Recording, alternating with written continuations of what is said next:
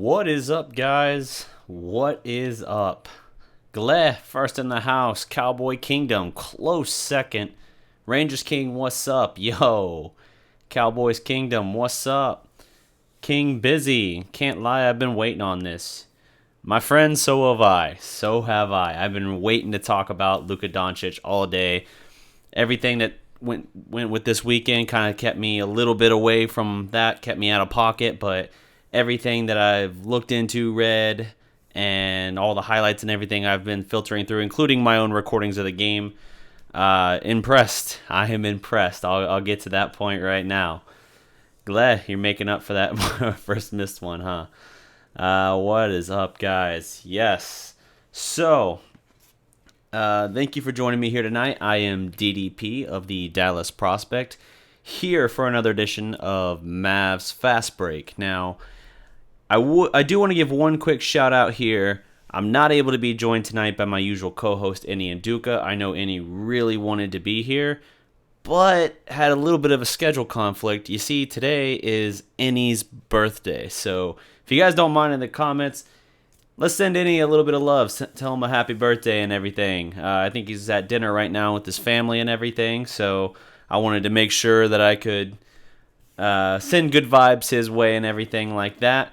Don't worry. We're going to get Eni on the show later this week because special treat, special announcement. I'm going to be working in an additional Mavericks show each week now that the season is underway. So that's what's up. You guys, if you like Mavs content, I'm going to start giving you twice the weekly dosage.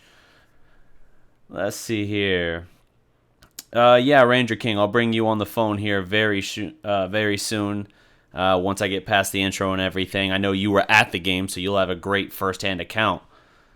Forgot his user. It's like Uzi E or something. Let me type it. What up, Teflon? It's like that, maybe? I don't know. You think I would know this, but he's so inactive generally on YouTube that when I see him comment, I'm like, is that any? I don't know. But yes, regardless, good vibes, good birthday vibes to my normal co-host, Eni and Duca. So, he'll be with us later this week, should be. In addition, so you guys probably already know I've started writing for the Dallas Sports Fanatic, talking a little bit of Cowboys. But what you might not know, or unless you read the Facebook post, then you would know, I am also covering the Dallas Mavericks for the Dallas Sports Fanatic, and I'm going to be releasing my first article for them this week on the Mavericks, now that I've got some great content to work with. So, with that in mind, my plan moving forward, you'll still get your Sunday Mavs Fast Break, except if it's during a Cowboys home game week, that might be tough. Like, if it's a noon game like this past Sunday was, that's going to be tough for me to work, and I'm going to have to move Mavs Fast Break to like Monday like I did this week, like I am right now. But generally, my goal is to give you guys 2 Mavs shows a week, just like I give 2 Cowboys shows a week. And in the thinking of that one, kind of like the Cowboys preview sort of serves as like an additional background, what's the word I'm looking for? Background building on my article I write for Dallas Sports Fanatic covering the Cowboys. Same thinking here with my Mavericks content. So yes, thank you guys, everyone who's given Eni a birthday shout out. I'm sure this will make his day, and I will be sure to direct him here. And hey, as well, I'll even run through the roll call of everyone doing that as well, because I know sometimes when he can't catch the show, he listens to the podcast we put out the next day. If you see those lovely icons on the side of the screen there, we are on iTunes, the iTunes podcast store, and Google Play as well, so you can find the show. If you miss a Mavs Fast Break, you can find them there. I know sometimes Eni does that as well when he's not able to be with us for a show, so I'm going to run through real quick through the kind of birthday call shout-out stuff here, just so I can make sure we're letting everyone get their word in and everything. Let them know how many people are here for them and whatnot. So we got Cowboys Kingdom giving the happy birthday. Gle got that as well. Happy birthday, says Gle. I will hit you up on the call, Max. I'll do that here in a minute, but I'll give you the signal. I'll give you the signal. We'll be good. Rangers King as well, giving a happy birthday. In fact, giving two because he's even got the username the second time. That's what's up. Let's see here. TBUCB, what's up? Happy birthday. Oh, he's got the champagne bottles and the cake. This man came ready for a party. Let's see here. Yes, sir. Yes, sir. Plenty of happy birthdays and whatnot going around. So, without further ado, I suppose you guys want to know a little bit about... I feel like there was a game recently that there was something people are talking about. Something with a debut, but I can't quite put my finger on it. Jacob Perkins, Luka MVP. All right. Right, Dallas Mavericks preseason kicked off, and our own Max Levy was in the house. Rangers King 669 was in the house for the game. So yes, we'll be bringing him on the call here shortly to talk about all of that. Let's see here. Teflon Breed, Costas looks nice. We got thoughts on the Mavs Suns game for the Mavs opening game. Who wins? Asks Cowboys Nation 777. The opener at Phoenix, who do I got? We got the first pick going against the third pick. The third pick is a guy that many believe to be the best player in the draft. Woo! Who do I got? Well, if there's one team that I would say probably had a better draft than Dallas, and there aren't many I would say that about, I would probably say Phoenix did. Phoenix is going to be tough. Now, I still think they're a young team, and so maybe catching them on the opener will help, but it'll be interesting. I'm almost going to say that's a toss-up, but because it's a road game, I probably lean toward Phoenix. But I'm very, very eager for that season opener here. So yes, we have the Mavericks preseason opener this past Saturday. We have the one and only Luka Doncic going up against the mighty Beijing Ducks. The Ducks of Beijing, and we got a 116-63 Devils win. So, but I mean, the score is not important. We know that. What matters is how our boy did. How did he do the first time he went out there in a game wearing a legit, real Mavericks jersey? How did he look? Well, as you can see in this little lovely thumbnail I've designed up here, he recorded 16 points on 5 of 7 shooting, 3 of 4 from beyond the arc. So any of those fears that even I had, saying that I wasn't super comfortable with his outside shot. I like that, King Busy. A win is a win. Yes, sir. Even I pointed out that I wasn't super confident in his outside shot, because I looked at it and I said he shot about 31% from beyond the arc at the international three-point line for Real Madrid last year, and that's not even as deep as the NBA three-point line. So that gave me concerns, but good God, I can't remember if it was his second or third three, but dude, his heel might as well be on the frickin' half-court logo. He was shooting so deep on that. So 3 of 4 from beyond the arc. I mean, obviously very small sample size, but that shot looks smooth to me. That shot looks damn smooth to me. That's a macho. Oh, yeah. Yes, sir. Macho in the house. But yeah, Luka Doncic, 16 points, 5 of 7 shooting, 3 for 4 from beyond the arc, 6 boards, 2 assists, 3 blocks. I'll be real with you. Yes, it's the Beijing Ducks. I didn't expect blocks to really factor into his game that much, even with him being like 6'7". Let's see here. Comments. Luka looks nice. Luka for MVP. Gave the opener. Yeah, Luka got me pumped, says Teflon Breed. Yes, sir. Man, I'll be honest with you. It blows my mind that he's 19 years old, because he looks so, like, the game looks like it moves slow for him. I don't know how else to say that. Like, he's not an explosive player. He's not a fast player. And when you watch him, even when you're watching him cross over, like that ridiculous one-footed crossover bank shot he hits over the dude's outstretched arm, that was insane. But you watch him making the move, and you're like, yeah, he's not explosive fast, though, and let's see what happens when he's guarded by an actual, legit NBA player and not some Chinese basketball player. Well, Chinese Basketball Association players, Is it the CBA? I think it's the CBA. But when he's not guarded by someone like that, and dude, the way he creates space, it's I don't oof. You talk about comparisons people want to avoid making. It's a little reminiscent to me of like a Larry Bird kind of thing, because he's not the most athletic guy out there. He's not explosive, but he's shifty and he knows how to create space. He knows how to work the angles and to create, whether it's passing lanes, whether it's shooting lanes, whatever. The guy's got a nice touch, and his flow to the game just looks patient. And yeah, he had 4 turnovers in the game. That would be my one blemish I really put for Luka. I think a lot of those, though, were him trying to be too creative, and you can attribute that to nerves. You can attribute that to new teammates he's trying to kind of build chemistry and rapport with, and those will collective bargaining agreement. I mean, given the point spread, you might as well say that was us versus the cheapest players money could buy. I mean, that's what it felt like. But yeah, it was just really nice watching him out there, and it is a thing to behold because it's so smooth and so shifty and patient that you just kind of find yourself just like almost lulled to sleep. And you got to think, if you're the defender too, like you're like, all right, I got him. Oh shit! And he's like shooting like that one-legged fall away shot off the board, and you're just like, well, all right, I don't know what to do with that.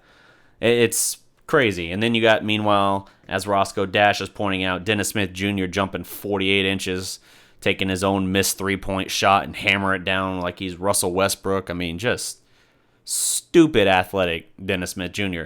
Now, Dennis looked rusty. Oh, and guys, by the way, as I mentioned earlier, my co-host, Eni and Duca, Eni was actually live tweeting the game from the Dallas Prospect Twitter account. So follow us on Twitter. We will be, throughout the season, live tweeting games, both Cowboy and Maverick, and we'll always, at the start of a game, we'll have, whether it's Eni, whether it's myself, whether it ends up being someone else for whatever situation, we'll always have the author, so to speak, identify themselves ahead of time. But yeah, we're trying to really push for more content and to grow our Twitter account and everything. And we want to live tweet. We want to talk with you guys, interact with us. So follow us on Twitter at Dallas Prospect. It's the only platform in which it's not the Dallas Prospect, because Twitter has a character count, and it would be Dallas Prospect otherwise. So, or actually, it would be the Dallas Prospect. Yeah, no T at the end. But we make do. We're at Dallas Prospect. Give us a follow there. You'll have Eni and myself tweeting all kinds of Cowboys and Mavs good nuggets of information. You like how I had to figure out what I was going to say there for the rest of the sentence, so I just kind of dragged out that middle word. That worked. Totally flawless. Nailed it. Luka, Rookie of the Year. He'll certainly be in the running, man. I see Luka. I see him as certainly in the top 3 minimum, assuming health.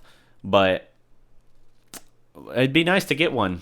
Last year, Dennis kind of got left at the finish line a little bit by the combination of Tatum and Donovan Mitchell. But I look at this current class, and I think Luka can do it, because Luka's already got the reputation coming in. Dennis Smith was like, ooh, he fell to 9. All right.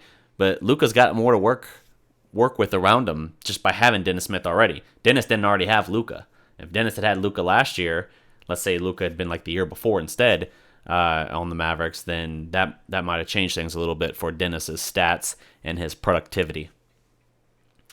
Chances Ding wins Rookie of the Year, Jacob Perkins asks. I gotta think pretty light, man. Pretty light. Let's see. DeAndre Jordan versus Ayton. Jordan got the experience. Jordan does have the experience. The question for me with Ayton, he can extend his game out a little bit beyond just the 3-point line, so that is something to keep an eye out for. DeAndre is not super comfortable working out that far from the basket. So that might be one of those things where you look from a defensive standpoint for DeAndre Jordan and say, oh, he's not really having the impact on the game that I'm used to. It might be that kind of situation. But it'll be a grind, and it'll be something where, at least when it comes to being physical under the rim, I got my money on DeAndre Jordan.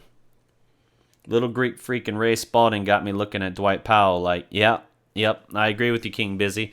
I think that I think that Greek Freak and Ray Spalding, I've been saying for a while, I think Ray Spalding might be the steal of the draft.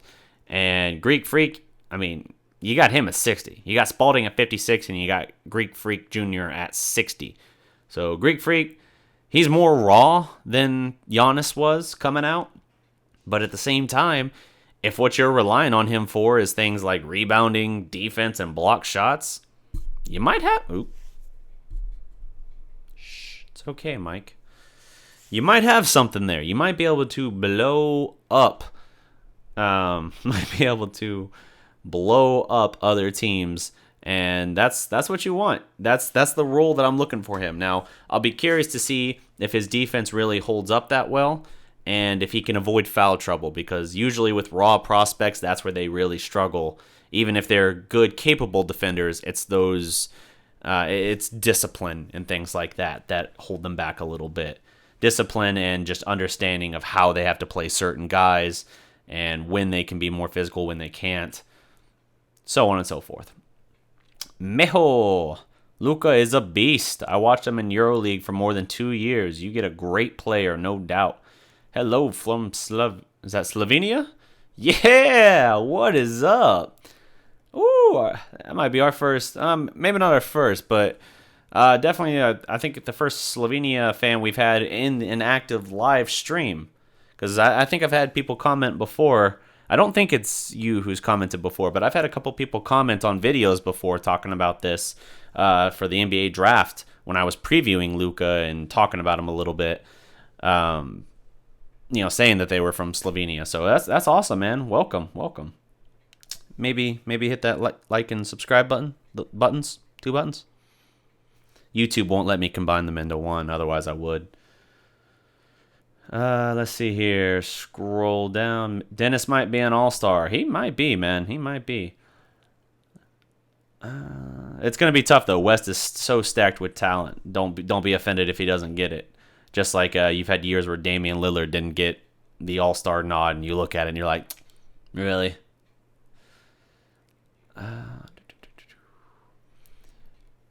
Win is a win.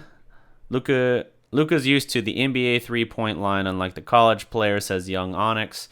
The NBA three-point... So the international three-point line is different, though, from the NBA three-point line. Like, it's a little further out than college. Actually, you know what? No, I think college moved back, too, so it might be the same.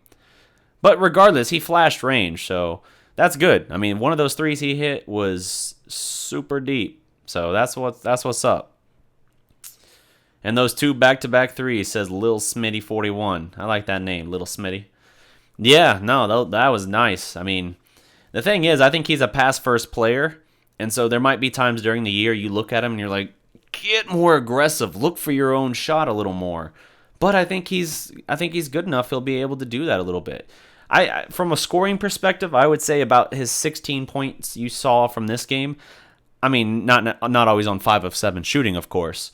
But the 16 points you saw from him in this game might be about the standard you expect from him in a game. Just because, for the season average. That might be what you expect to see out of him for that. That's about what I projected, 15, 16 points. Don't you go to sleep on me, secondary computer. You're what allows me to look up stats on the fly. Because if I use this computer, then it's taken away from the ability to run the stream nice and smooth, and we get choppiness like I had earlier today. And that's not cool. We're not going to do that again. Luka's used to playing against bigger NBA-type bodies. Yeah, he is. Certainly than D1 players. Luka can straight up shoot. Yeah, I had questions on that, but again, small sample size, but first impression, that boy can shoot. He looked like he knew exactly what he was doing. And that shot looks smooth, too. Sometimes a guy can shoot sometimes a guy can knock down shots, but you look at the form and you're like, ugh. He's making it work right now, but that's not pretty. Nah, man, Luka's shot was silky smooth. I think watching him, the thing that impressed me most was just how he didn't ever feel like he was in a hurry. He felt patient. I keep using that word, patient. He felt like he was just kind of moving through things and never was in a hurry. And I think that allowed him to avoid more mistakes, really. I think it allowed him to, at times, kind of lull his defender into a false sense of security before striking, and that was sweet. Luka is quickly becoming a number one pick for fantasy basketball. I would assume so. Number one, that would be a little surprising, but as far as the belief that he should have been the number one pick in the draft, yes, I think so. And people right now are kind of looking at Atlanta like, bro, what are you doing? Trae Young, I think he's got potential, but I think he's so boom or bust. Ironic that he came from OU where the chant is boomer. Whatever. But, yeah, OU. Yeah, Trae Young went to my high school, funnily enough. But, funnily? Is that a word? Regardless, I think he's very boom or bust as far as his ability to translate in the pros. I think Luka was a damn near sure thing. And I think Atlanta, unless Trae Young becomes a superstar, I think they're going to look at this and be like, yeah, we might have missed that one. We might have messed up. Dennis Smith Jr. on another level. Where'd you go? I saw Fruit Ninja 888. I bet the Hawks are kicking themselves right now. Yep, that's what I was saying. He made some amazing passes and has great court vision. His court vision is supposed to be the best element of his game. For sure. And Dirk has even said, like, the way in which the vision and awareness he has on the court, it's something he's never seen in a player that young, and he doesn't even think, even now at this stage of his career, that he has court vision like that.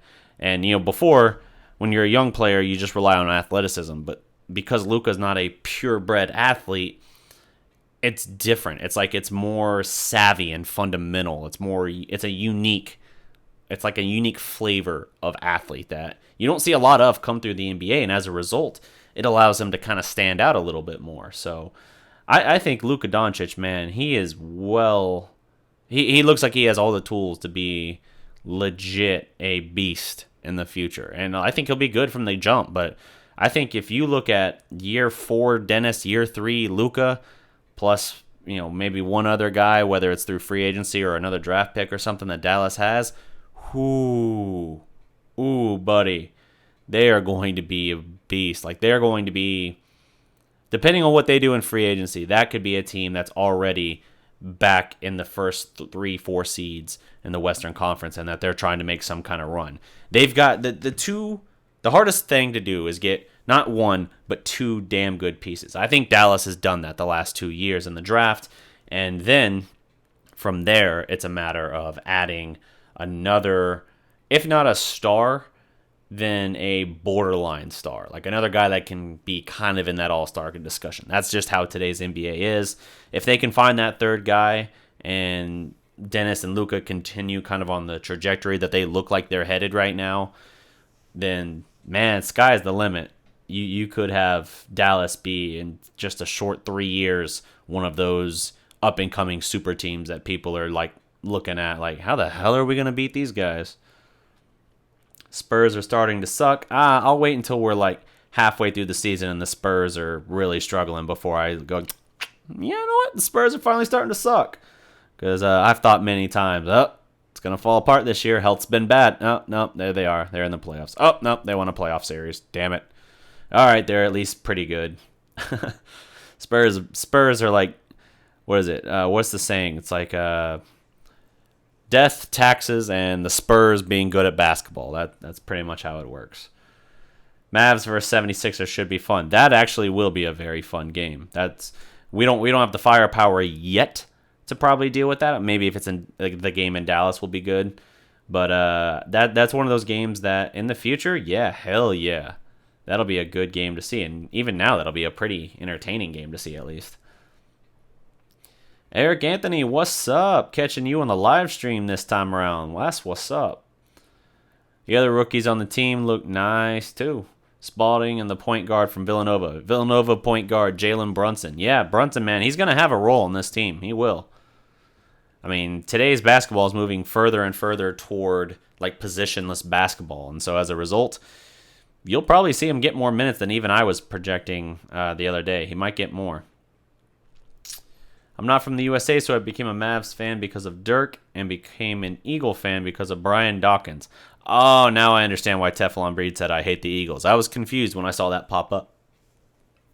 Well, love you on the one. I respect you on the other. But I'm a Cowboy guy, so there's on that sport there's some bad blood. I'm kidding. I don't care. Who you root for? That's your own business, bro. That's cool though. You're here. You bleed Mavs blue. I'm right here with you. That's what's up.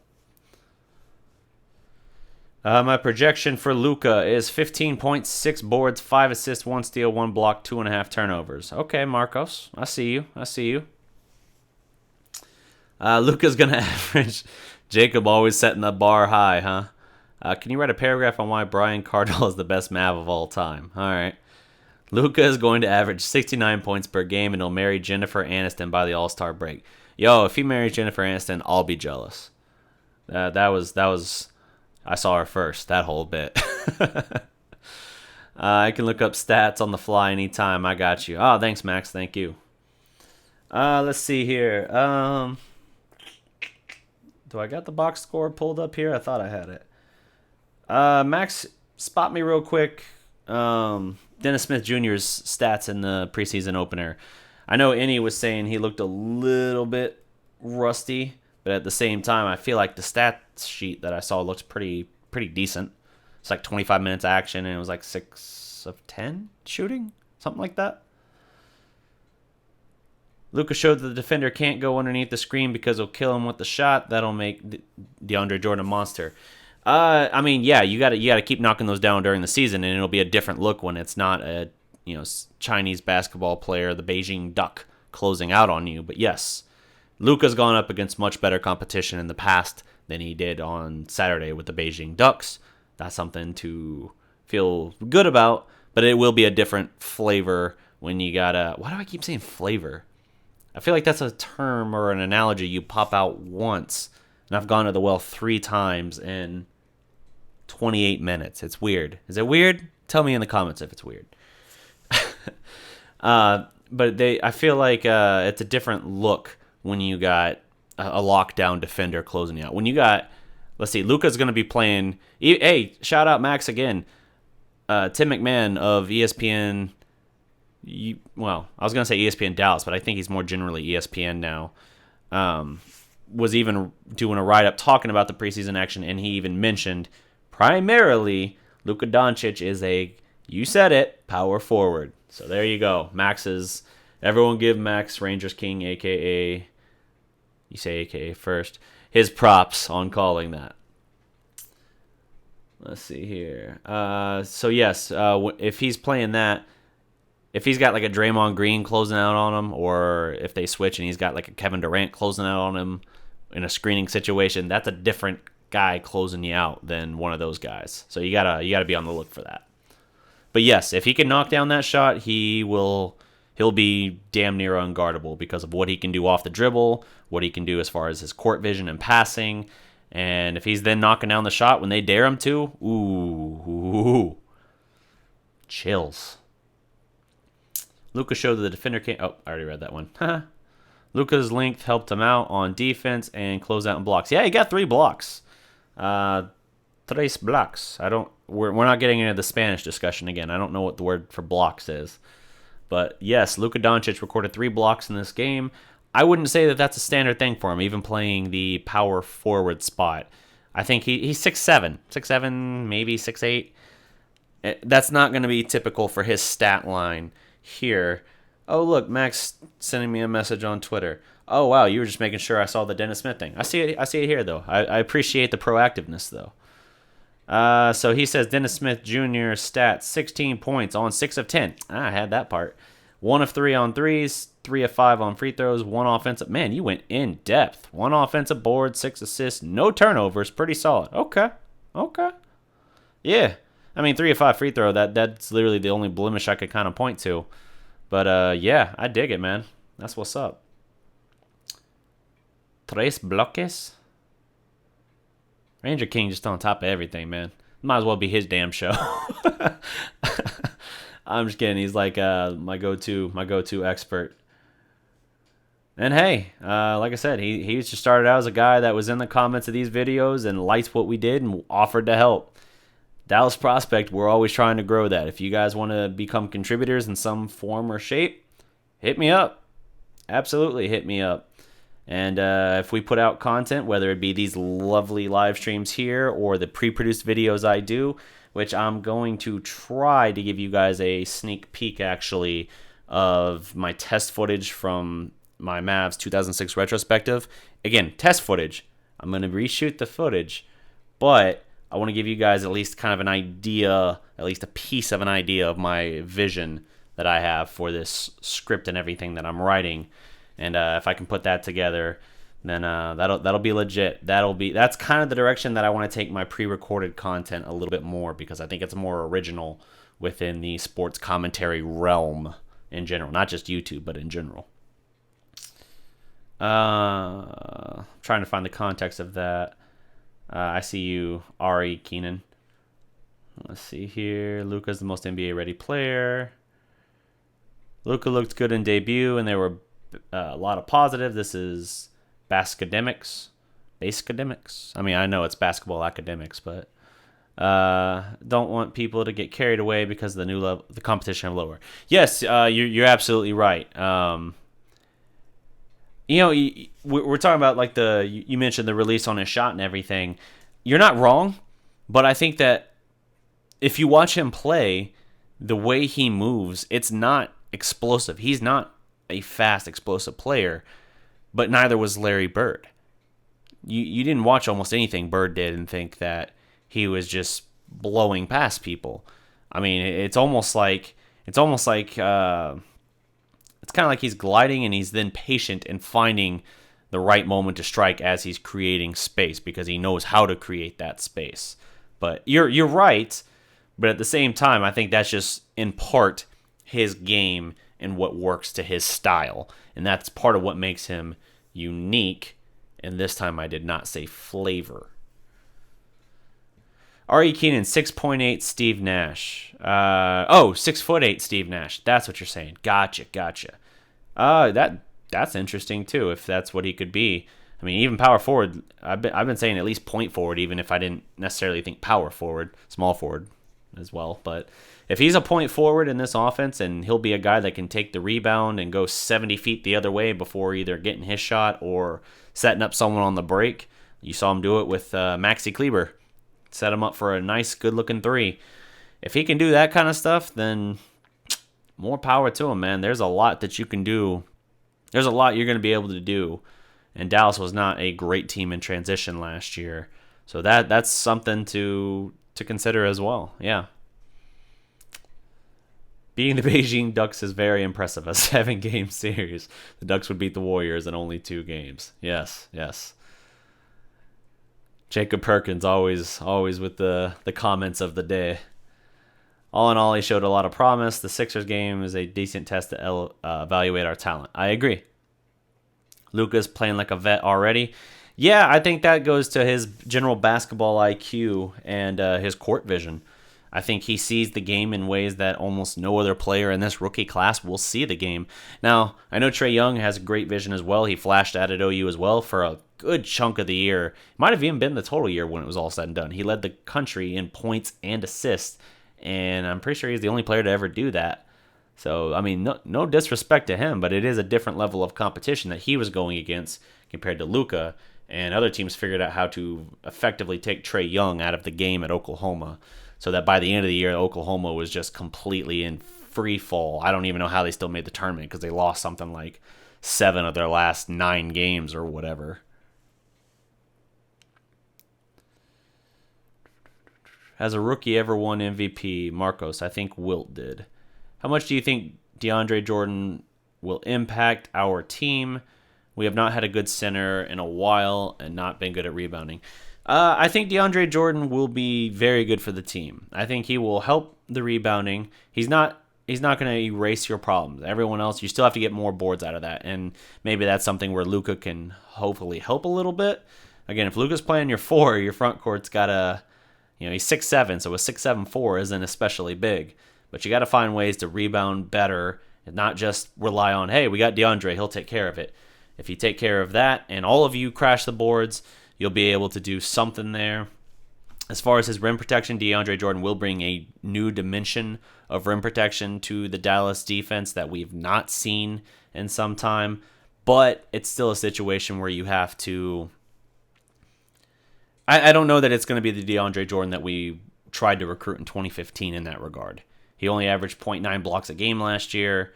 And because of how the game is moving further away from the rim, I don't know. We might not see the same level of that, but he'll help.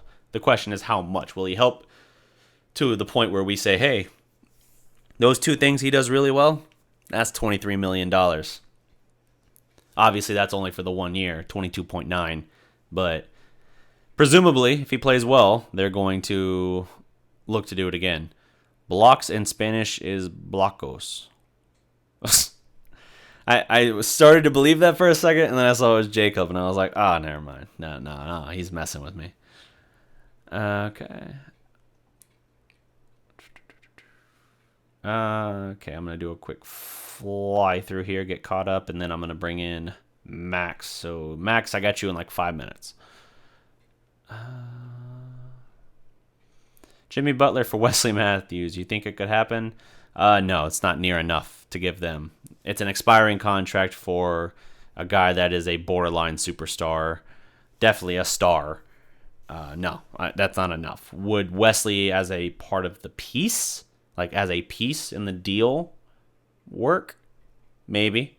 But we're not a destination he wants to come to, so you'd be going really against it trying to convince him to sign a new long-term extension with you, and you'd have to figure out how to address other issues as well, such as his fit within the offense, make sure that it's not the situation that he's had with Minnesota where, I don't know if he was the problem in Minnesota, but it wasn't good either way, and we don't want to bring that in here. If you got a couple young, impressionable players, as they would say, young players and everything with like Dennis Smith Jr.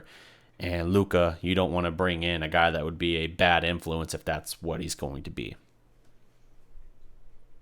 Oh, how much do you think that would improve our playoff aspirations? If we had Jimmy Butler, and in your scenario we only gave up Wes Matthews, I'd feel much better about our playoff aspirations. I think we would be a playoff team. Dennis Smith Jr., yep, I got that. DeAndre will make a big impact, says Teflon Breed. I miss Donald Sterling, and I will eat Papa John's. All right, you do you, Fruit Ninja. We all about that here. Do your own thing. Show a life. Live it to the fullest. How much of an impact will... I just answered that one too. Defense and rebounding. Okay. Is tapas or tapones in Spanish, and they call them gorros, or gorros means hats. See? See. I can kind of pronounce it. Kind of. Except for native Spanish speakers who think I'm butchering the language. Well, if bloquear is block, and it's... Why am I still reading Spanish? That was a fly, I guess. Always been a shot blocker and a rebounder. He has always been. And last year, 15 boards. Goodness gracious, that's going to take up a lot because Dallas hasn't had a guy average double-digit boards, and I don't have the stats on my head. It's been a minute, but he'll definitely help there. I have no doubt he'll help on the rebounding front. His rim protection, though, is what's been sort of declining in recent years. Again, averaging less than 1 block per game last year. That needs to go up at least to 1.5, I think. I'm going to skip over the Spanish language ones. No offense, guys. It's called old man game, and that's how some dudes play, but they can still be effective like Paul Pierce. Great example. That is the perfect modern era guy to compare him to in terms of the not super athletic play style. Paul Pierce, yes. I see what you're saying there. I dig that King Busy.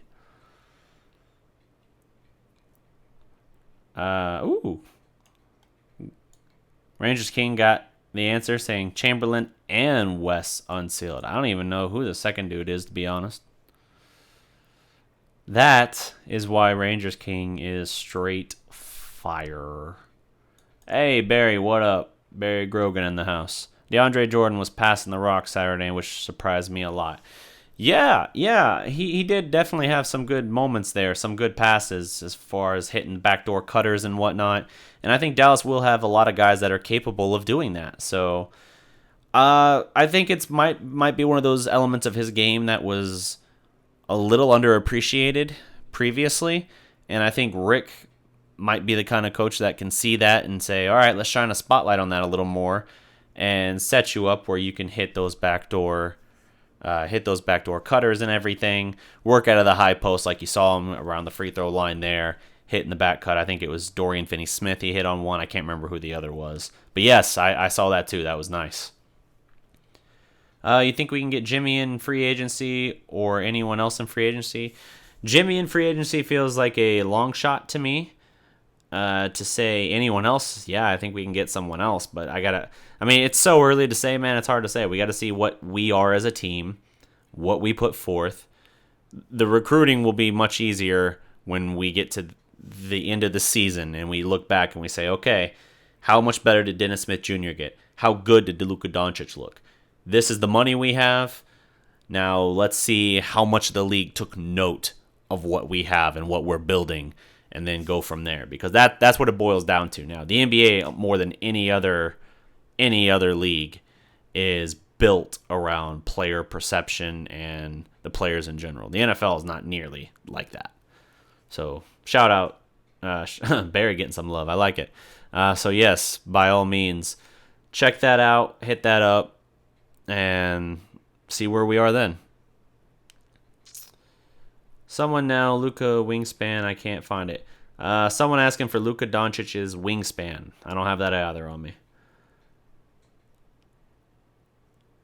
According to DX, it's 6'10". Okay. All right, I get it. Correction, that was Luka Semantic. According to DMN, it's 6'9". Yeah, it was shocking. I thought DX had 2 words for you. Yeah, suck it. Yeah. By the way, what would you guys think if I did a little bit of wrestling content, a little bit of WWE content, pay-per-view reviews, and fantasy bookings and stuff? I did one fantasy booking before, and to Jacob's point, it was DX related. But I'm interested in doing more of them, but I just don't know that I have the followers who have interest in it, and I don't want to spend weeks on content that you guys may or may not even care to see, you know? 33 peeps and only 6 likes. Come on. Yeah, what Eric said. Yeah. If you're in this chat right now, like the video, and if you got pages to share it to, go share it. By all means, we're trying to grow this community, damn it. But no, man, yes, please, by all means, like the video. Helps it pop up in more related videos for other users who might not already know about the channel. Share the video if you don't mind. By all means, this will help us grow. And, I mean, hey, you can then say that you were a day one P1 in this case. A preference 1 of the Dallas prospect. That you were here when we had, I don't know, how many we have subs now? Something like 1,300 something. But you could say that. And some of you guys were here when I was at like 200. Actually, I think I started Mavs around 600 subs, but you get the point. You would have that high ground forever. Eric Anthony, I like the way you think. What, sir? Sorry, I'm late. Huh? Oh, no, you good, Barry. You good? Maxey shot well. If he can do that consistently, he'll play a lot. Middleton is the man for me. Yes, Middleton would be my probably primo free agency pickup. That or Miles Turner. That'd be sweet, but I don't think you're going to pry him away because I'm pretty sure he's restricted free agent. Rangers King would know that. He's pretty much my off-screen producer at this point. Clay Matthews would be a nice free agent to go after next year. Clay Matthews would be an interesting free agent to go after next year. Klay Thompson might be more who you're thinking. But yes, Klay Thompson, I think, is probably locked in where he is. Of the guys willing to break up the Golden State super team, I feel like Draymond is the most likely. Because he's like the fourth guy on that totem pole. You could argue fifth guy this season whenever Boogie does get back late in the year. And when that happens, he's still wanting like super max money. They don't have super max money to give him. They're already paying three guys, out the butt. So they're not going to be able to do that for him. I think he'll be the one most likely to break it up. I think Clay as someone that they would be willing to kind of bend over backwards to hang on to. Still running with my comp because Luka gets a bit more diverse in ISO. All right, Luka is the real deal. First showing was very great, Barry. Yes, sir. Yes, sir. Get a good amount of national TV games this year. Good. Speaking of WWE, Elias just got booed for about 15 minutes straight for talking about the Supersonics to the Seattle crowd. That'll do it. That'll do it. They are still bitter. And you know what? They have a reason to be bitter. I don't blame them. I mean, my city got their team, so I can't say that I'm upset. But at the same time, I feel for them. I do. I have empathy. I can be happy my city got a team and still feel bad for them. Come on.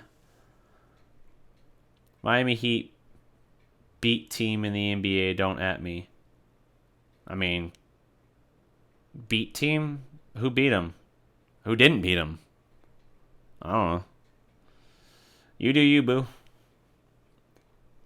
Glare with the Million Army thumb up. That sounds like a sex act, actually. Let's just say the thumb up emphatically. I say things, and then I hear the connotation, and then I try to walk it back, and it somehow sounds worse. Maybe my mind is just too dirty for this. Costas was bringing the block party. Yes, sir. Not a wrestling fan. No worries, man. The good news about my channel is even if you don't like something, there's a lot of great stuff that appeals to everyone. Cowboys, Mavericks, college football now is in there. Sprinkling some wrestling every now and then. Doesn't affect your flow of other content. That's what I try to do. Indeed, restricted free agent for Turner. See what I tell you, Ranger King. Dude knows his stuff. I'll break up the super team. Please do. If we're talking about the Warriors, please do. Joe's House 50 Mayo. Interesting name. Durant's going to LA. I don't even care what Snake is doing. I can see Joe, but to me, he's closer to Paul. Offensive game. Anthony Davis. I hear Jimmy Butler may be going to the Rockets. Doesn't Houston have enough? All right. Hey, Max. I'm going to get stuff set up for you here. 1 minuto while I get this set up. Jimmy Butler just got traded to the Ducks. That's what's up. Beijing needs a break. They haven't had anything to cheer since the those Olympics in like 2008.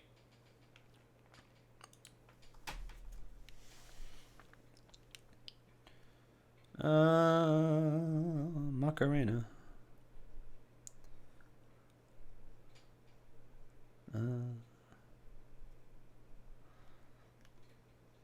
Sorry, I'm pulling up the call for you, Max. It's one of those things where I pick up my phone for the first time during a show and I see the barrage of notifications and I'll get a little distracted for about 2 seconds. There you are.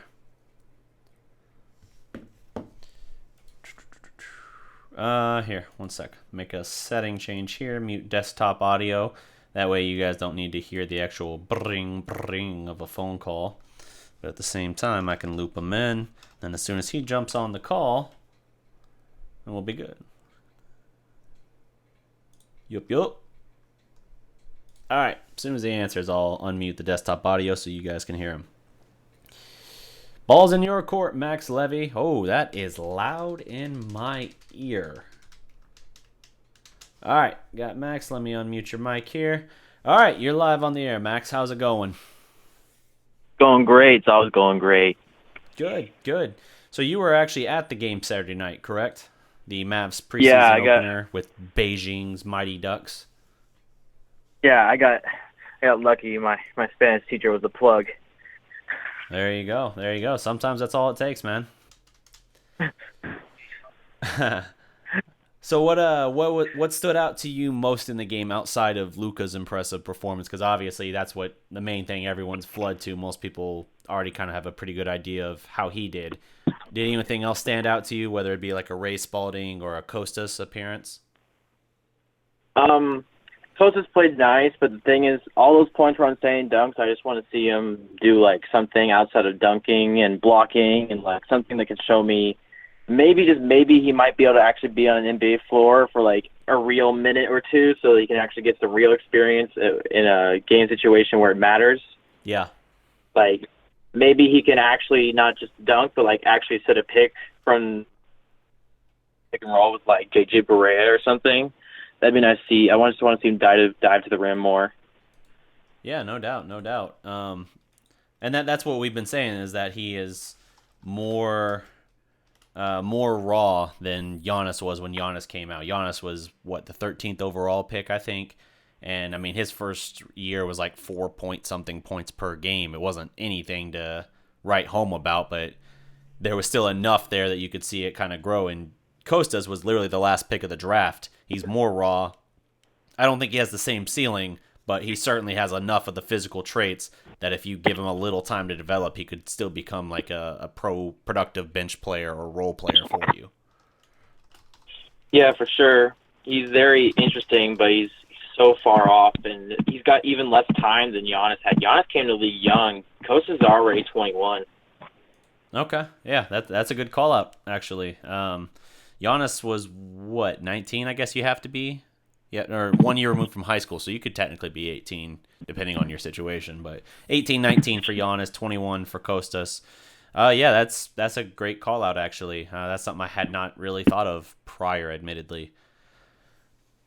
Yeah, we always got to think about these things. It's just, we want these great things to happen, but we just have to be realists. I mean, Giannis was born in 1994, and he got drafted in 2013.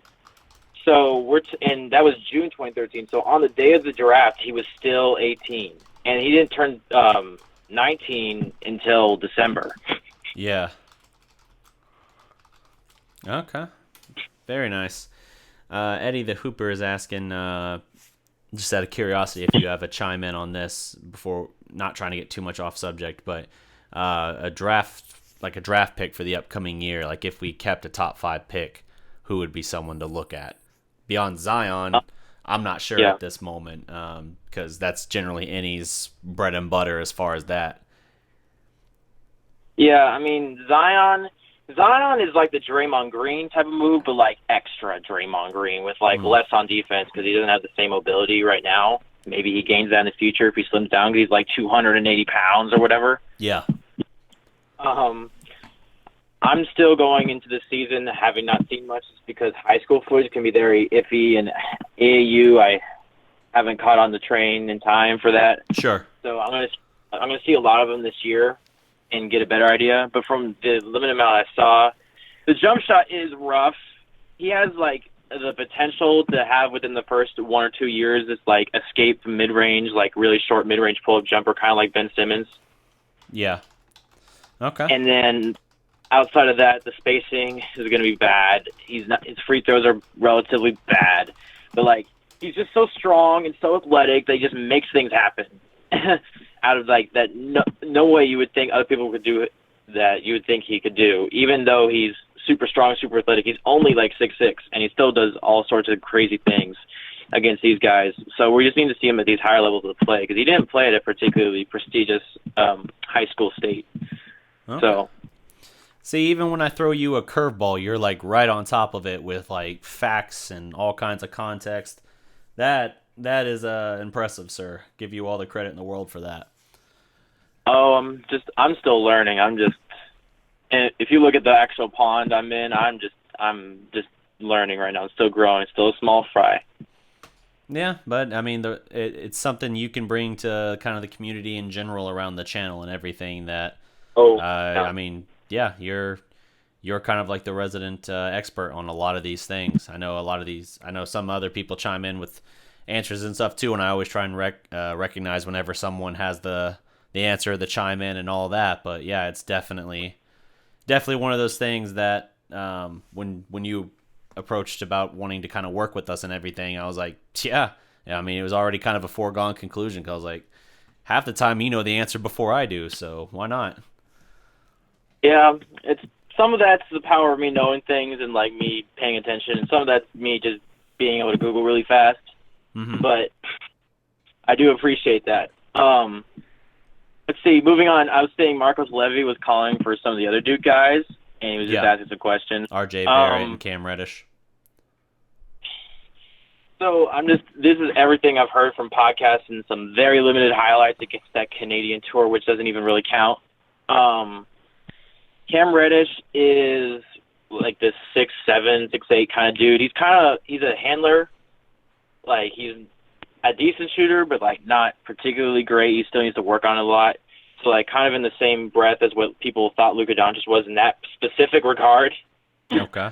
Outside of that, his defense is relatively lacking from what I've heard. But like the most things he does is like he just has this outstanding vision, and he really impresses like with that regard. But it's not Luka levels of vision, but like it's still relatively good for his size, and it's impressive. He still is young and makes a lot of mistakes. He's a very intriguing prospect, and there's just a lot more I have to see from him before I can give any more takes than that. Yeah, no, absolutely. Okay. And then you want me to do RJ Barrett real quick too? Yeah, sure. If you got it pulled up in your mind and everything, why not? Well, I'm pouring the archives in my brain. I mean, your call. Yeah, I mean, I got nothing to lose. So from what I've heard about RJ Barrett, he's pretty athletic, but not like Zion athletic, but he's decently athletic. Mm-hmm. His shot form is like pretty decent. He has a lot of really great fundamentals and coaching within his jumper. It's just it needs like a couple of small tweaks, really, like things like his guide hand or like interfering with his jumper and making it short. Yeah. And small little things like that are just really getting in the way and will be improved over time. Okay. But like right now he's like that scoring, slashing, shooting guard, like DeMar DeRozan type of guy. That's what he is right now. But like obviously he's not DeMar DeRozan yet or anything like that yet, but that's where he's looking to be right now. And on defense, he's like, from what I've heard, he sometimes, just doesn't pay attention off the ball, but that's pretty much everyone in high school, with like very few exceptions. And then on the ball, I've heard he can be a little bit more engaged against like a matchup where like he's interested, and then like he sometimes really impresses you on defense and like does a little bit of ball stopping. He's really like remarkable, and right now he's favored to be the number one pick just because he's a lot more well-rounded than some of the other guys. He doesn't have as many holes outside of his jumper, and even then his form is decent. But Zion is still lurking in the shadows, looking like that guy who could upset him just because he has all his immense physical tools, and like he could be like a smaller but bigger Ben Simmons in a way. And then last thing, William Phillips was commenting about Romeo Langford. Yeah. Prototype NBA 2 guard. Yeah. I was initially quite impressed by Romeo Langford, but after hearing a couple of things about like players like him and like how they looked in high school, like players like Malik Monk, those kind of guys who are kind of similar to Romeo Langford in a heck of a lot of ways, not particularly big, just really good shooters who can make a lot of tough shots off the dribble from far out. It's just, he's very he doesn't really have the smartest shot selection. or any of that. His defense isn't particularly incredible, but when he gets hot with his handles and with his jumper, it really goes in, and it really leaves quite an impression on the game. Okay, very cool. We got pivoting back to the preseason game here. We got Dirty Old Man 66 Gaming asking about how DeAndre looked in the preseason game. Do you, by chance, have his stats in mind? I know they weren't anything that leapt off the page. It's not like it was like his 15 board kind of night, like 15 boards, 3 blocks or anything. But I think he had a couple blocks and something like 9 boards, 8 points, something like that. Yeah. My main thing was, in terms of stat lines, he did relatively all right, except for like one key department, which I think you can attribute a lot to the way that game was called. He had 5 fouls. Okay. So that wasn't good, but, I mean, they gave Justin Hamilton 17 free throws that night, so I don't know how much I can really read into that. Justin Hamilton was a former NBA player who was cut last year or the year before, I think. But he was one of the few guys that had some, at least, NBA crossover, I think. Like, from Beijing. Yeah, he was one of them, and then the other guy was Aaron Jackson, who played exactly 1 game for Houston last year and was terrible. And wasn't this Stephon Marbury's, now he's not there with them anymore, obviously, but wasn't it like his team when he played in the Chinese league? Like that, that he led to multiple titles or something? Yeah, he did lead in the multiple times. Yeah. I remember that factoid popping back up now as I think about it. I remember reading that ahead of the game. Yeah. Back on DeAndre, Mm-hmm. a couple of things. It would have been nice to see like a couple more pick and rolls with him because we saw a few. We saw like barely any with Luka, maybe 1 or 2. Yeah. And like those ended up being the ones where Luka would throw those amazing passes to the corner that's just like, wow, and then the guy isn't completely open, so he passes off and ends up being a hockey assist. There were like 8 of those that game. So those you will never see in the stats. Yeah. So you're saying even though Luka had 2 assists, there were several opportunities where he could have easily had a much better day in that regard. Yeah, he was creating a lot of looks for other guys. It ended up being the one pass away kind of look so that it could draw the defender from a more open shooter. Yeah, I get you. Okay, interesting. Yeah. Another thing with DeAndre, he had a pair of blocks, which is nice. I see a pair of blocks. It was like on the same play, wasn't it? It was like, I feel like it was. Yeah, it was like block, guy got his own board, and he blocked it again, and then he would have gotten it the third time, but they called a foul. Which is really impressive for sure. Yeah, that's pogo stick action. That's exactly what you need out of a good shot blocker. For sure. So now I'm going to start alluding to things that are not out yet because I can. Okay.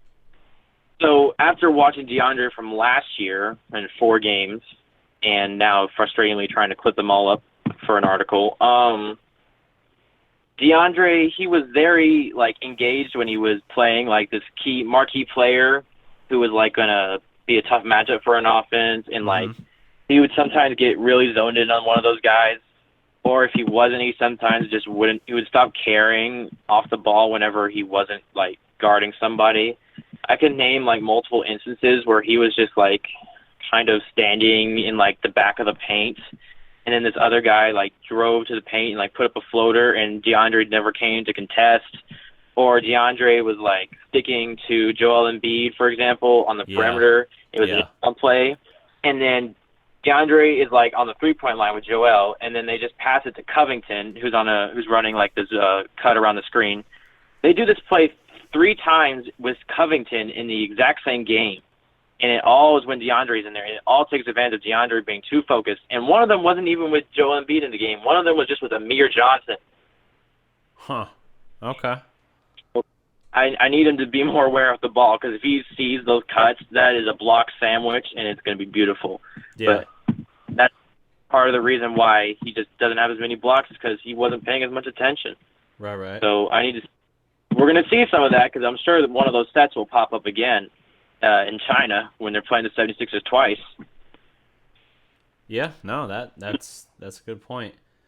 So I'm looking up on Mavs.com article they wrote after the game, just some of the interesting quotes from the game and everything. You got Luka saying it was just... So here's a Luka quote to start it off. It was just great for me to be out there. It's been a long time since I played a game, so I'm really happy to be here. Who's this one? I think so. It was the first game, so you're going to be a little nervous, new team and everything. So I think everything went well. We did a good job as a team, so that's what counts. I'm trying to find where people are talking about him. Oh, here you go. Dennis Smith Jr. talking about Luka. It's just as I expected. He's going to adjust very easily and make good plays. So that's encouraging as well too, when you see that his teammates are that confident in his play just from what they've seen in practice and everything, where to them it's not like, wow, he did well. It's just like, no, that's what we've been seeing. That's what we expect almost, Yeah, for sure. He made a couple of mistakes in the game on offense, but if we're being honest, I saw all the 4 of his turnovers. Yeah. One of them, like the first one, he was going to pass to Dennis on a cut, and Dennis, one or two things happened. Number one, Dennis was going a different direction because that's how Carlisle's set was run, and Luka passed it to the baseline instead of into the basket, probably because that's how the set worked at Real Madrid or something. Mm-hmm. So he was anticipating that move because maybe he thought he was going to get the mid-range jumper maybe in EuroLeague that's how Mr. Lasso runs it. Yeah. But so yeah, he passed it out of bounds, and Dennis slipped trying to get it. So I'm not sure whether he slipped at the moment he passed it, right before he passed it, or after trying to get it. It was something like that. Okay. And then the second turnover, he was driving and he hit someone's leg on a drive. So he was driving into traffic. So that's just going to happen sometimes, and he has some pretty solid handles, but you're always going to be tough trying to keep the ball whenever you're in traffic. Yeah. So, and then the third time was just a straight up travel, but I'm not even sure if it was really travel, but it was close enough to be worth calling. I guess he started stepping before he dribbled, was the sort of thing where you catch and you move before you dribble, and that was just bad. But it's not the type of thing where I'm like, you know what, that turnover has something to do with how good or bad he is as a basketball player. So. Okay. Yeah, I get it. I mean, I think part of it could just be, like you said, some miscommunication just based on how he's been coached previously, players not having quite the same level of chemistry, and just some degree you got to think might just be nerves for Luka and everything. Dennis, offering a little bit more in-depth answer on Luka, said, I wouldn't say it's going to be easy for him, but he's going to make an impact. He's a smart player, very high IQ, and he just knows how to play the game. So it sounds like he's even kind of dismissing, the little blemishes that were for his debut. But, I mean, I'm not worried about it or anything like that. He's going to have some mistakes like that, but at the same time, I think you're going to see a player who looks like development-wise, he's more like back end of year 2 into year 3 as far as his general basketball IQ and impact he can bring to the game. Yeah, for sure. There's always going to be those growing pains for pretty much any player. Even players who dominate the rookie year are going to have that welcome to the NBA moment, and sometimes it might be having a lot of turnovers, or sometimes it might be getting absolutely destroyed at the rim. Hello, Dennis. I see you over there. Yeah. Or maybe you just straight up airball 3, even though you're usually a good 3-point shooter. Mm-hmm. Because maybe you're in Utah or something, and you're not used to the altitude. That sort of thing is just going to happen to you. Sure. Sometimes. So there's always going to be crazy things that are bad that happen to players that are inexperienced, and sometimes you just got to go with the flow with that. Okay. Yeah, definitely. Let's see here. I was just skimming through their article. There's a bunch more quotes, but they're all more or less saying the same thing. DeAndre Jordan, Carlisle, all kind of echoing Dennis's thoughts on that. So it would be redundant to just start listing them off, I guess. But yeah, so you're still working on that DeAndre Jordan piece for the site, his kind of scouting profile and everything. You said the other day you were just working on kind of chopping up the footage and everything to go along with the, I guess, segments of your article that you've written out. So that should be popping up here soon on the DallasProspect.com. I'm going to be writing this week my first Mavs article for Dallas Sports Fanatic, which means it will also cross-post to Dallas or the DallasProspect.com. You can go to either. They both redirect to the same site as far as the DallasProspect.com or just DallasProspect.com. Doesn't matter. But yeah, so we're going to be putting out a lot more content in this regard, and my plan is to open up to do another Mavs show each week. I don't know what day yet, but that is my plan, is that probably the day after I put up a Mavs article, I'm going to try and go do another live show. That way, for the people who might not read the article, I can still kind of have the discussion based on what I talked about with them and go from there. So, depending on your availability and stuff, we can do that with your content as well, of course. Yeah, for sure. I mean, my thing is, if it's nighttime and I don't have like this crazy thing I need to get done for homework reasons. Yeah, like, no, I get you. I mean, we can figure that out later and everything. I just mean that's always an open option if schedule-wise it works out. So it's one of those things that if you got an idea for a show and a subject and you want to talk about it, if you're like a contributor, someone I work with and everything, which obviously you are, I'm just saying it in like a general way to if other people in the comments want to work with us as well, hit me up, and I'll be more than happy to fire up a stream for you and work with you. And if you want to, even if it's a situation where you want to take point, like it's based around your article, I'll roll with that. I'll produce kind of the show with you and work with you on the article and just kind of play off your talking points. All right. Maybe we can do that for DeAndre as a test. Okay. One quick thing. Shout out to Paul H in the house. Just made it. Yep, I see that. I was just about to say something on that. What up, Paul? But also, I do want to just temper things just so I can get this clear. That people don't think, oh, the article's already written. I usually do the videos first. Like I make the videos first. Then I have the videos as a basis for what I'm about to write. And usually there ends up being a couple days between when I first watch film and when I make clips because of various things getting in the way. Okay. All right, no worries. But, didn't mean to put that out there ahead of you.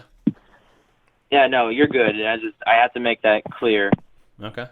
For all the people out there, and that way I can make sure things are 100%. So let's see, what other things can I talk about?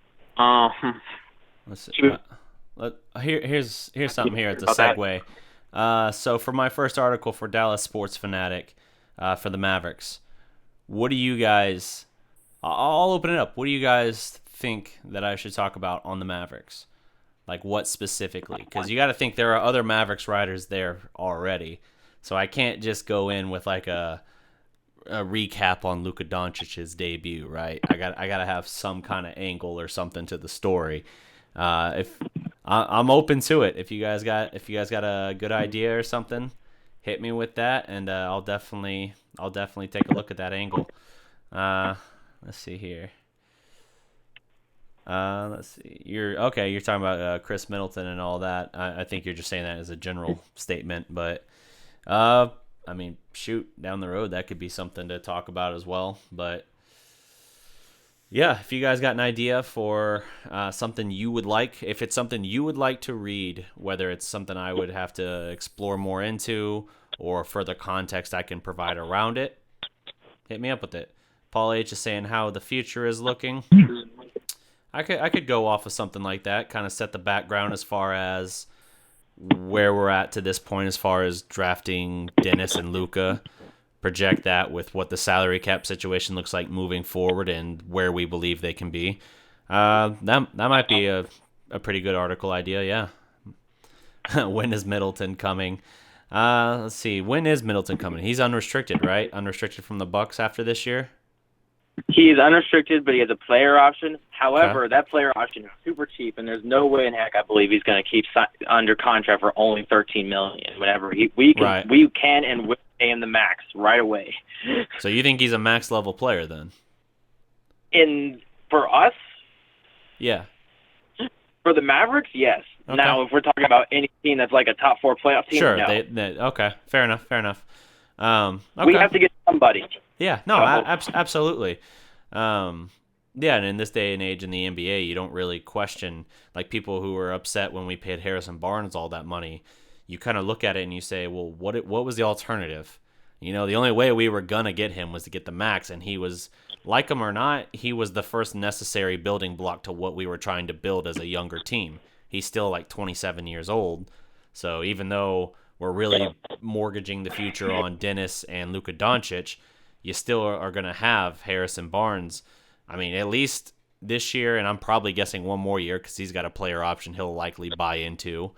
And after that, I don't know. But Dallas views him, I say this all the time, Dallas views him kind of like the Michael Finley to Dennis Smith Jr. and Luka Doncic's Steve Nash and Dirk Nowitzki.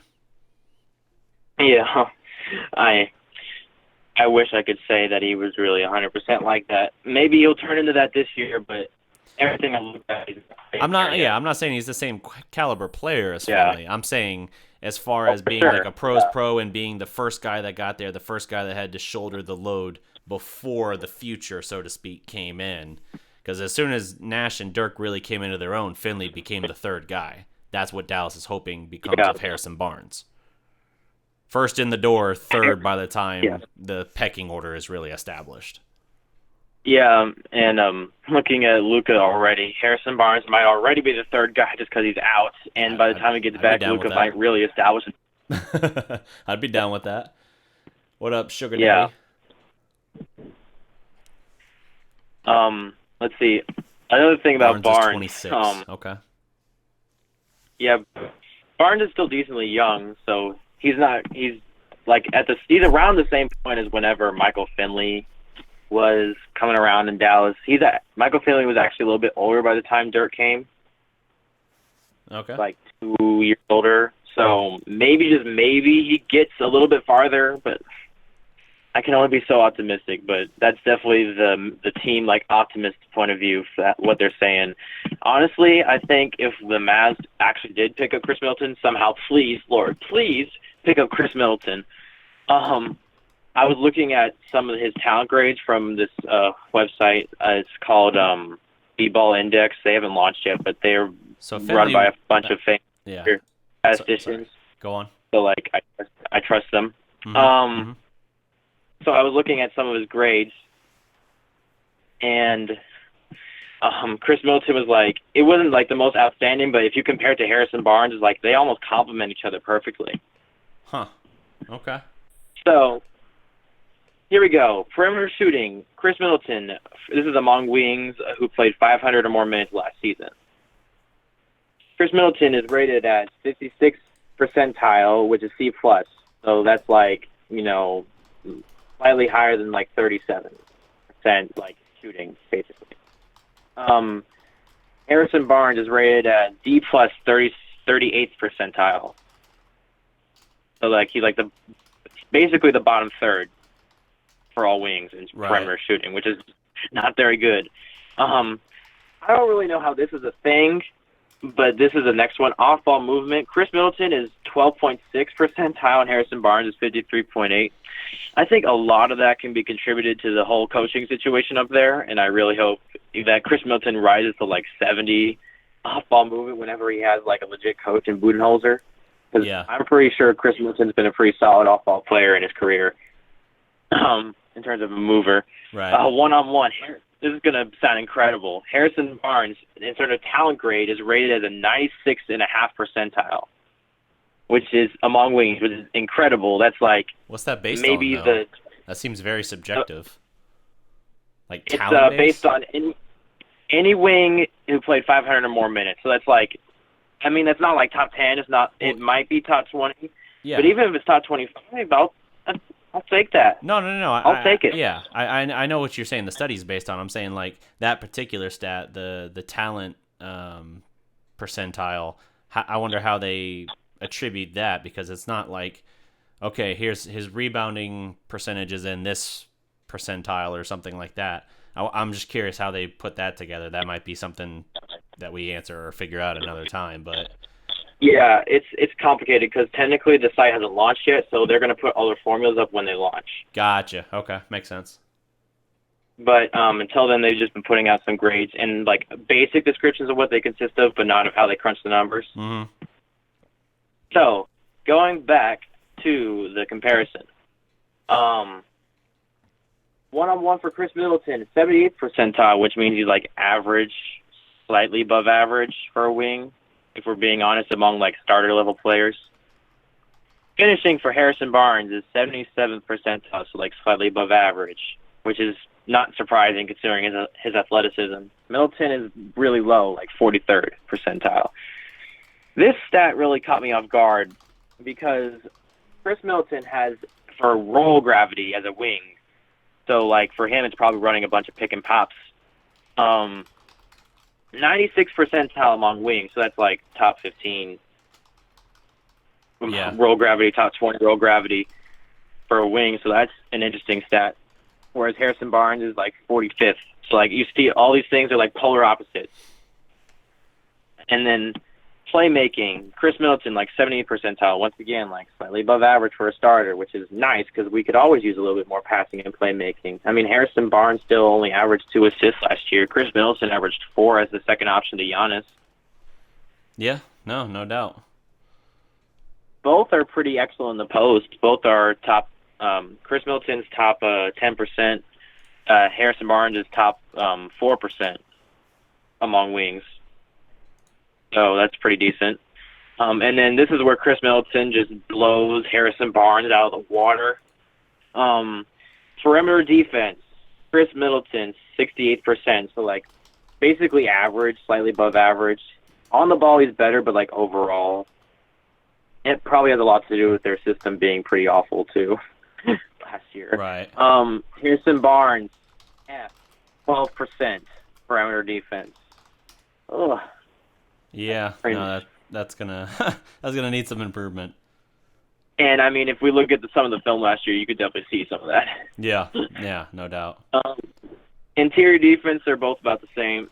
And then Harrison Barnes, like this goes back to him playing at the 4. Like it can work sometimes. Like he's a really good defensive rebounder for a wing. He's like top 10% among wings.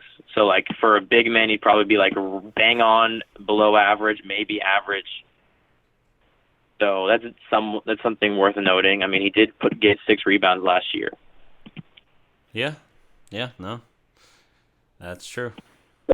So like imagining this perfectly ball movement lineup with like shooters around every corner, even Harrison Barnes will be able to make it more when he's more open with like Dennis at the 1, Chris Middleton replacing West at the 2. Harrison at the 3, Luke at the 4, DeAndre probably at the 5, taking a major pay cut like JJ Redick. You know, they took off like $6 million off his contract from last year to this year. He's being paid 12 this year. He was paid like 18 last year, like the same amount West is getting paid now.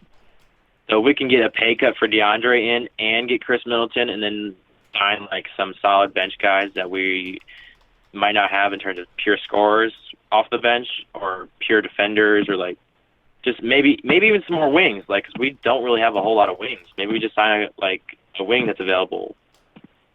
Yeah. So that could be true. So you mind if I talk about those things I was talking to you in messages about? Yeah, have at it. Absolutely. Okay, first topic of the day that is new. So Zach Lowe released his League Pass NBA rankings today,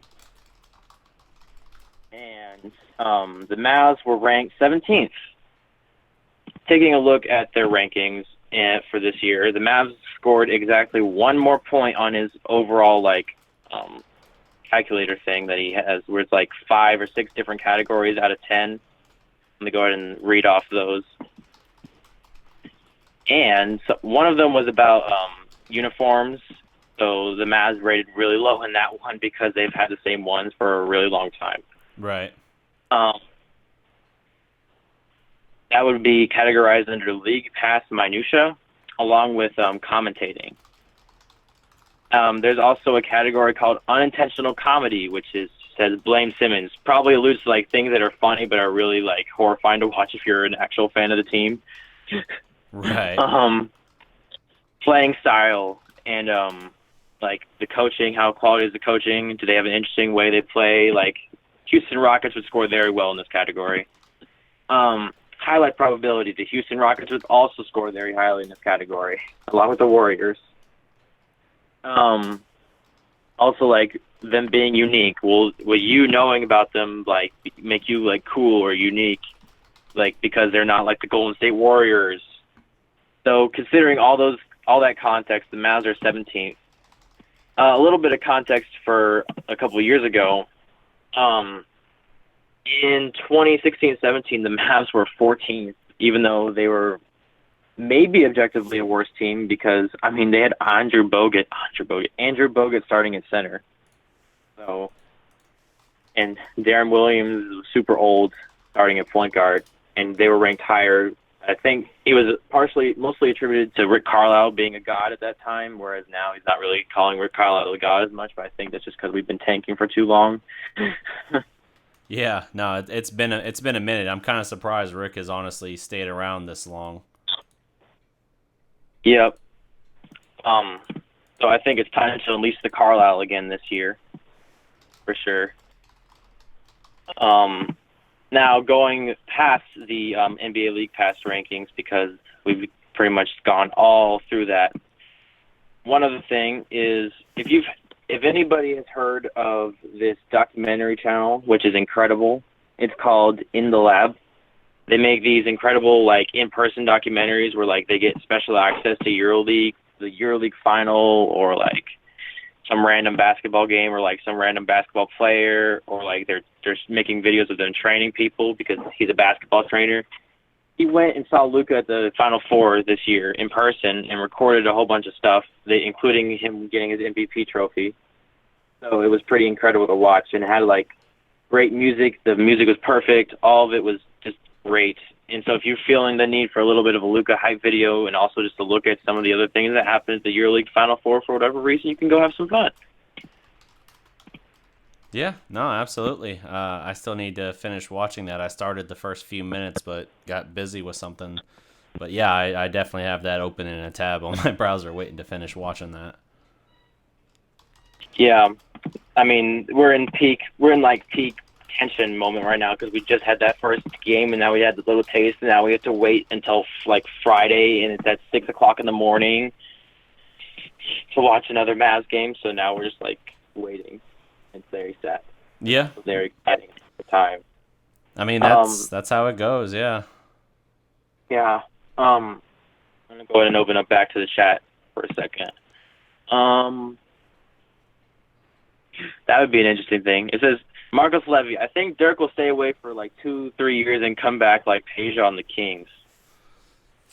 Talking about like I don't know. The discussion was like with the context of a front office position, what Dirk would do after retiring.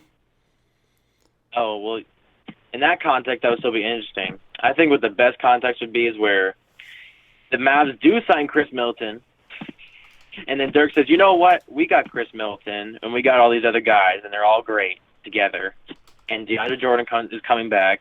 We're going to make the playoffs next year, and I'm going to be the all-time NBA leader in seasons, and I'm coming back, baby. For one last ride. I'm going to come out on top and get swept by the Warriors in the first round or the second round. Right. So, yeah, that'd be hard to envision, but it'd be awesome to see for sure. Yeah, it's not too doubtful. Not too doubtful. You never know. Huh. Okay. I'm gonna keep going. Yep. Let's see here. I was answering Jeb's question. So, let's see. I'm going to start spitballing on draft picks and what I would love to see them do. So I think last week or 2 weeks ago, I brought up how maybe at the trade deadline we just trade both of our backup point guards for Brandon Knight and that Rockets pick. Right.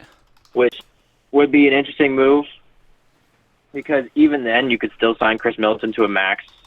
You would just have to, and then you would have to like trade somebody probably that's on like a contract you didn't necessarily like. Like maybe we just say screw it and trade Dwight Powell even though he's good now, so that we could re-sign DeAndre to a contract he'd actually like.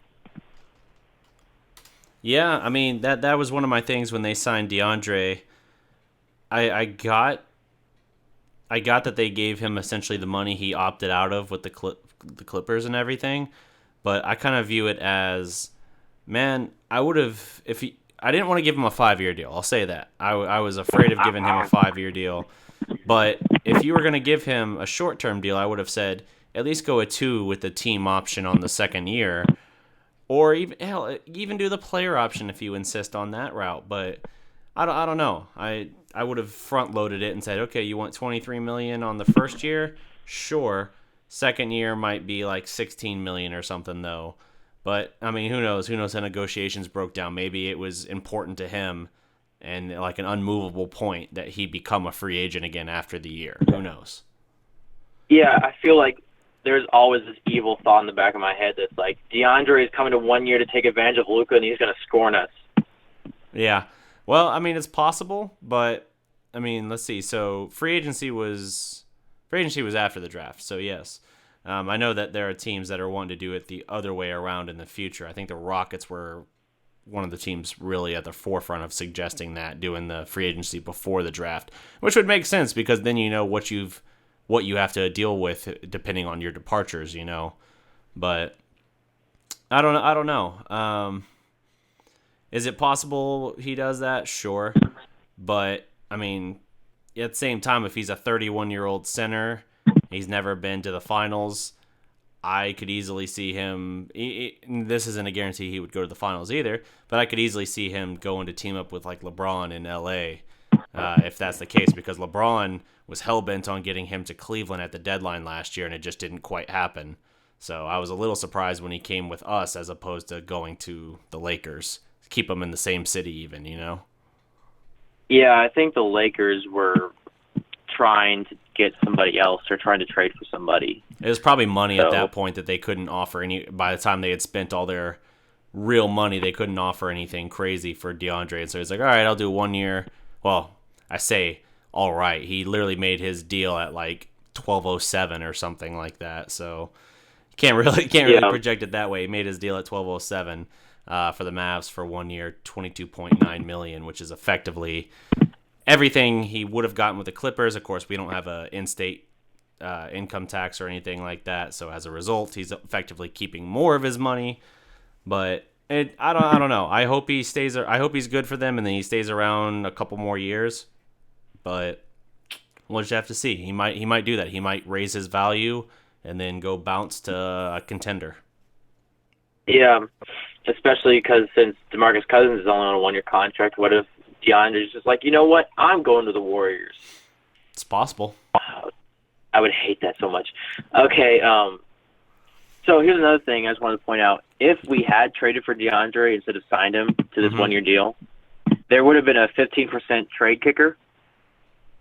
So he would have gotten paid like either his cap figure or at the least his cap figure, but definitely and possibly his salary would have risen by 15%. So it would have been like considerably more than the amount we paid him. It would have been like 28 million instead of 22.9. Okay. So it's definitely much better that we didn't have to trade for him. Interesting to note then. Yeah, because if they had done that, imagine what limiting factors they would have had for free agency the rest of the way anyway. I don't know of any other remotely splash moves they made. And, you know, initially, and I pointed this out last show, initially I screamed for weeks to the heavens about my rage at losing Seth Curry. But as you corrected me on Twitter when you found the verification on it, that was his decision. It was his personal decision to turn. The Mavericks wanted to keep him. It was his decision to go to Portland because he had a guaranteed 6-man role, would play on a team that was a 3 seed last year, and has one superstar and another all-star. So hard to argue with that. Yeah, I mean, or at least it certainly seems like he has a guaranteed 6-man role, but he definitely has minutes no matter what, and he's around this playoff team, and I feel like he could easily emerge as a 6-man if he somehow isn't already, because he seems like the clear favorite. Yeah. Yeah, it'll be interesting to see. I mean, I hated losing him, but yeah, if he was going to go that route, no matter what, unless you just simply money whipped him, then it is what it is. And I would have liked to have kept him, but you don't always have those decisions to make. So I can't say I blame him if that's the case. You go to the 3 seed and you get a guaranteed role, whereas here, as far as backcourt players, it's kind of crowded. Makes sense. Yeah, and then on top of that, I feel like if Seth Curry had re-signed, I would not be surprised to see him use this trade bait. Yeah, no, that's a valid point as well, especially as we got to the deadline. Because again, even if you have him, he might be good for another 2 or 3 wins or something like that. But I don't think he's gonna put you over the top to being a playoff team. Meaning he would be available at deadline if they wanted to do something. What do you think? I mean, it's totally hypothetical, but what do you think the likelihood is that Dallas would look to do something at the deadline? I know obviously they have the expiring contract of Wes Matthews that would be somewhat appealing to a playoff team perhaps, but what do you think the chances are that they are sellers at the deadline, or are they buyers, I guess?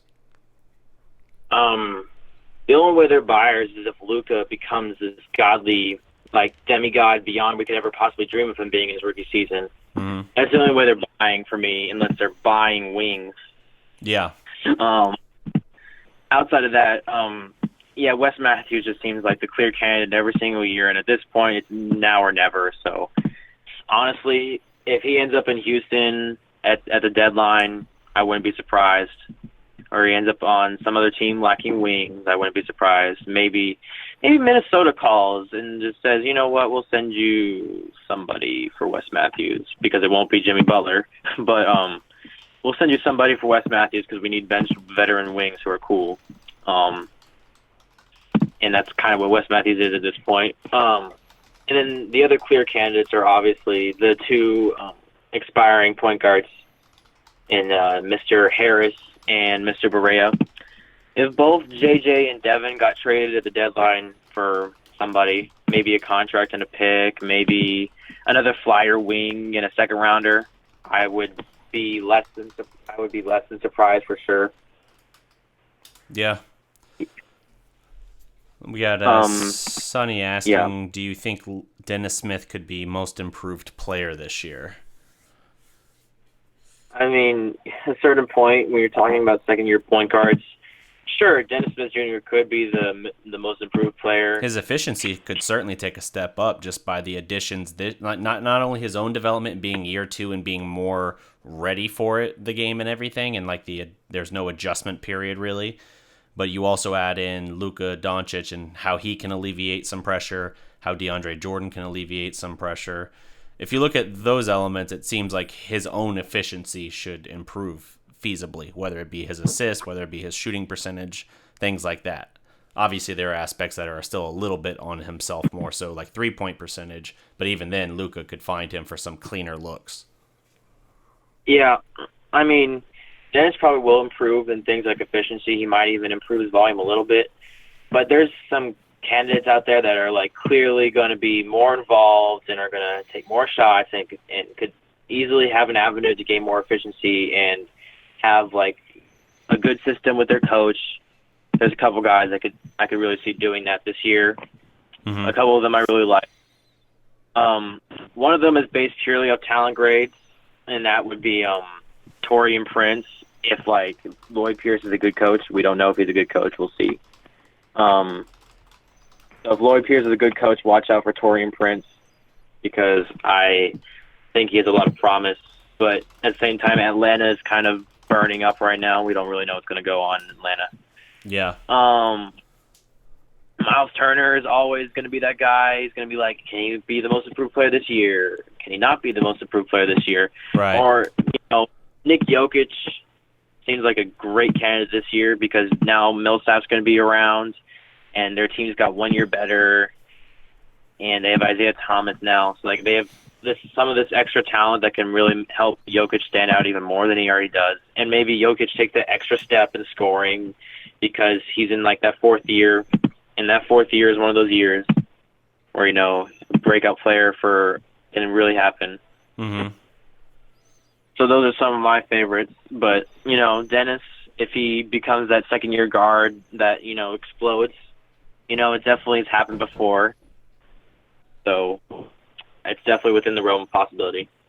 Yeah, I mean that would be great to see. Last year, your most improved player was Victor Oladipo, and he was, I know it's the Eastern Conference, so you can't consider it apples to apples. There's not as many superstars over there, but he was an all-star. I don't have his stat line in front of me, Victor Oladipo's, but I mean he put on a show. So it just depends. I mean, if you have another candidate of that caliber, it'll be tough for Dennis, to be most improved player. But he could certainly be in the discussion, and if he's even in that discussion, then that's a huge win for the team, I think. Yeah, the insane thing is, right, because I'm pulling up the stats and I have it up, and also looking at advanced stats that I just know. Yeah. Victor Oladipo was like top 5 last season in player impact plus minus, which is insane. Yep. But it's partially because he's a really good defender, in addition to the scoring he already has. And it's also because he's his own man. He was his own man last year. Yeah. So, but some of the stats I've noted is like Victor Oladipo is a more efficient guy when he's like playing off the dribble than he is off the catch. So like it was really bad for him in OKC, and then he just got into this perfect situation. Yeah, I agree. It wasn't a good fit for him in OKC. Yeah, the Indiana Pacers were like the perfect place. Like they have a bunch of shooters, they have some solid defense. They have a couple, like, above-average bench point guards and, like, one really great shooting off-ball point guard in Darren Collison. And it just made perfect sense for him. And then on top of that, his defense finally came out because he was actually being cared for as a player. And so he decided, you know what, I'm going to care for this team too. I'm going to kick some butt. So for Dennis, even if he did become the most improved player, there's no way that defense is going to be a thing the way Oladipo is a thing on defense. But, yeah, that's definitely something to look forward to, seeing how much Dennis can really improve, because he did light up the Ducks. He lit the Ducks real bad. But the thing with the Ducks, especially like a Chinese team, is if anyone's going to abuse some Chinese team, it's going to be the athletic guy. Yeah, no, I agree with you 100%. I mean, Dennis had, 16 points you said earlier in the game? Something to that effect. Yep, so both him and Luka had 16. Now, Luka's not terribly athletic, but he's shifty in how he creates space. But, yeah, Dennis, I mean, you saw when he got his own rebound off that missed 3, like, they got the hell out of the way because they were like, oh, I'm not going to be on this poster. I'm not about that life. So, it's something they don't ever see, hardly ever, or if ever. In his case, as far as his rare leaping ability, 48-inch vertical. So, yeah, they weren't even trying to get involved in that. They're just like, nope, I'm just going to start heading down the court. Yeah. And then, like, in addition to that, you see guys like Kostas Antetokounmpo, the standing dunk god last game. Like, what happens when he goes up to the rim against, like, even, like, Marcin Gortat? Yeah. Like, So, like, it looks beautiful. It really makes you feel good. Kostas is still, like, a feel-good player right now for me. I can't really say, like, he's going to be anything of significance yet, but he's definitely made me excited so far, that's for sure. He definitely was fun to watch right before I left the game on Saturday. What do you think on, we have someone asking on Dirk's chances of 6th man of the year. I was answering saying, that feels like for league-wide, that's going to be tough. He averaged 12 points a game last year, I think playing a little under 30 minutes a game in a starting capacity. I could see him being effective in our 6-man role. I don't know about him going league-wide 6-man, because you got to think about who he's always going to be in competition with. That's where you always have like your Lou Williams and guys like that in that kind of capacity, Yeah, I think, especially because Austin Rivers left, he's traded. I wouldn't be surprised to see Lou Williams start, to be honest. Yeah. I mean, it still leaves Eric Gordon, but Eric Gordon, again, I wouldn't be surprised to see him start at the 3 next to Harden. So, especially with Ariza being gone, they got to start somebody, and they might as well start the 4 spacer because, I mean, it's a choice between Eric Gordon and James Ennis because you're starting P.J. Tucker at the 4. So, Yeah, no, I mean, I agree. so those two guys might have just gotten kicked out. At the same time, if Tyreek Evans comes off the bench, I'd say he's almost a lock to win it, like almost automatically, because there's a possibility he comes off the bench. I hope he starts in Indiana because it makes the most sense to run him at point guard. Yeah, no, yeah, you're right. For them, that makes a lot of sense for the Pacers. In terms of Dirk himself winning the Sixth Man of the Year, if the Mavs go as they're projected and win 35 wins, I wouldn't say he has a shot, because usually the people that win Sixth Man of the Year aren't on absolutely terrible teams. Usually, even if they don't make the playoffs, which is decently often for Sixth Man of the Year guys, they might not make the playoffs. They still like are contending, and like they're like 40 plus, 39 wins. You know, they're putting up a good fight. I mean, Lou Williams, when he was on the Clippers, finished the season above 500. So, yeah, we'd have to see winning in addition to Dirk's stat line. In terms of Dirk's stat line, I mean, he almost put up a 50, 40, 90 at 40 years old. That's got to count for something. I mean, you know. Yeah, no, absolutely. It'd be a perfect storybook kind of chapter to close for him, but at the same time, I don't see it being likely for the reasons that you just pointed out. But it would be perfect. But yeah, if we're winning something in the neighborhood of 35 to 40 games, it's not going to be enough because they're going to look at the resumes of guys. Just like MVP, a lot of times they'll let it come down like a deciding factor, like his team record, you know? Yeah, or record-breaking like Russell Westbrook. Yeah, no, I mean, yeah, absolute history, absolutely. But not always, because, hey, last year he was the first guy to ever do it back-to-back, first and only guy to ever do it back-to-back, and didn't get him any notification last year, even though the team's record was better than the year before, you know? So it goes so far, but not all the way. I mean, it's partially because he had Paul George, and it's partially because the consecutive thing, I think, is less important as, like, the oh my godness compared to the first time, because the first time it's like, oh my god, this hasn't happened for, like, 60 years. Yeah, and then he does it the next year, and it's just like, all right, it's normal now. I've seen it before. For sure.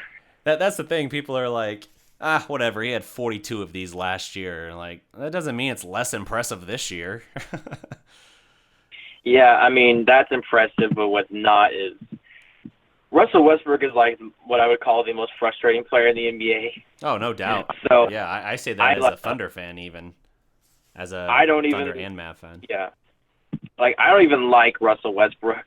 So, like Russell Westbrook is who I hope Dennis Smith Jr. does not become. Right. I hope he becomes, because number one, Dennis Smith is just generally smaller than Russ, so it probably wouldn't be quite the same. Yeah, kind of guy. But the way Russ is, and like the way like he's playing purely for like himself, sure he gets assists, but it's not because he's an unselfish guy as much as it is, I'm going to take the ball, brute force, and then they're all going to crash it on me, and I'm going to pass it out to you the corner, and you better make it. He's like if LeBron was 6'4". That's interesting. Which is not good. Yeah. Huh. And also if he couldn't shoot his good threes, and was a better free throw shooter, I guess. He's not bad. Are we talking about Russell still? No, Russell compared to LeBron. Oh. Like, overall. Yeah. I mean, he had a down year, but in general, he's a better free throw shooter than LeBron. Yeah. No, he is. But, all right. Let's see. We've been going, like an hour, 50 minutes. Probably need to wrap this show up here. Been going for a long time now. Certainly longer than I anticipated going for this show. So I guess tell them where they can find you and any sign-off thing you want to do. This is, again, Max Levy, Rangers King 669. You've seen him all throughout these chat sections here on the videos over the past several months. Yeah, so obviously I've already put about DeAndre. The goal is for me to finish writing it and, like, or at least get close to finishing writing it by Saturday, like the end of Saturday, but I can't make any promises because school is heck. Sure. In regards to some other comments I just want to address there, very brief. Mavs' chances of making the playoffs, I mean, we've hashed this out tens of thousands of times. Sure. The Mavs, everything breaks right. 45 wins is like the absolute most, maybe 46, but but most likely we're talking 39, 40 wins. I would give them about a 15 to 20% chance of getting into those playoffs right now, because even if they get above 500, it still probably won't be enough. I mean, maybe, but the Clippers were above 500. They didn't make it last year, and the Western Conference is just better this year, unless Jimmy Butler gets traded to the East. Jimmy Butler gets traded to the East, then all of a sudden I see all these possibilities open up where the Mavs get into the 8th seed that weren't around before. Just by taking Minnesota down a peg, I guess, or because they still would have a pretty good team. They wouldn't be as good. I know they were 8th seed last year, but they missed Jimmy for like 20-plus games, which I think led to them falling to 8. Well, the year before then, they couldn't even really contend for the playoffs in comparison. So yeah, it's kind of like, yeah, it goes both ways with that. And then for me, like, the Minnesota is like one of those roadblock teams, like, that are going to get in the way of the Mavs. So that's one more team out of the way. Sure. So it certainly opens up a lot of things. So right now we have like 3 or 4 teams that are all like going to like push down on us, and like maybe we get to 3 teams instead of 4. Okay. Also, brief review of some of the other guys at the Mavs versus Ducks game. Just go there briefly. Dorian, very nice to see him make a 3. Please make more 3s. Yep. Also, I love the defense. I did love the defense. Just generally good stat line. Nothing to complain about. DeAndre we hit on. Luka we hit on. Dennis we hit on. Wes, make your shots, bro. Like, make your 3s. I mean, it's nice to see you hit your free throws, but, like, just make some more shots, please. Also, if you could not get 4 fouls in a game, that'd be nice, but the refereeing was iffy. Kostas loves the dunks, bro. Maxi Kleba, nice to see him make a bunch of 3s, like a lot of 3s. Please try this lineup, Rick, where you run like Maxi and Dirk together, or Maxi and Powell together at 4 and 5 off the bench. Mm-hmm. Something that I'd love to see him tinker with, and then to have like Brokoff at the 3 with the infamous playmaking duo JJ and Devin. Just something to experiment with. Ray Spalding played decent. Most of the shots he missed were all like post shots that were like turnaround, like layup hooks, whatever. So it wasn't because he was missing dunks, and so he did about as I expected him to do. He missed more shots than Kostas. He had like that really impressive putback dunk, which was his marquee moment of the night, same way Kostas' poster was. Jalen Jones was like an afterthought. I like Jalen Jones, but he wasn't really around this game. I'm sure he had a bunch of hustle plays that I forgot about because they might have been in like the last 2 minutes or something. Yeah. Solomon is like the one player in the entire game that could probably say was bona fide awful because he didn't do much of anything. Okay. Like, he only scored 2 points. Yep. He had 2 turnovers as a center. All right. He only had 1 rebound, 0 blocks, and yeah, it was just. And it was in 6 minutes, and had a foul. 6 minutes. That's about his season average, probably. I think he his got season like average 12. this year. Oh. Yeah. No. Last year, I think he had like 12 or 13 minutes a game, something like 12. that. Yeah, I previewed when I was doing one of my videos talking about free agents the Mavs could target. I was specifically talking, I think, in that video about I did one for like free agent big men the Mavs could target. And I laid out all these people, and then people kept asking, what about this guy? What about this guy? And so I was like, all right, I'll do one more. And I did like 6 more guys they could consider. And then I like threw him in almost as like an honorary mention there. And I was like, as long as you're not trying to make him play big minutes, fine. But I'm not impressed by, like, he's an energy guy. He can have his moments, but if you're talking about playing him big minutes, if you're relying on him, you are in serious trouble. Okay, yeah. Generally, I'm been down on Salah for like this moment, but I will say Salah has the numbers on his side last year. He was a beast protecting the rim statistically. Mm-hmm. He's one of those short minutes beast rim protectors. He's like. Would you want him as a starter though? No, because he wouldn't be able to reproduce the sample size, and he'd foul out like all the time. That's one of the things I talked about was his foul rate and everything. Yeah, and his small samples, yes, he does typically produce. But the context of like, the scenario was, in the video at least, I'm not trying to chop you down now, in the video yeah. was related to, like, if not starter, then, like, the first guy off the bench for that spot, you know? Oh, he's like the third guy off the bench for this spot. Yep. Like, if you look at Lucas Nogueira, he left the league because it was mostly due to mental health issues, apparently, but still, I mean, he just couldn't stick around. He couldn't play long minutes because he kept fouling out, so it's a problem. Yep. But it is what it is. He's only on the minimum, so I'm not too bad. Devin Harris statistically had a bad game, but if you look at the assists and the general, like, veteranness of his game, he played pretty much exactly as I expected. He just missed some of his shots. Mm-hmm. So I'm on him. He played like a below average, but it was whatever.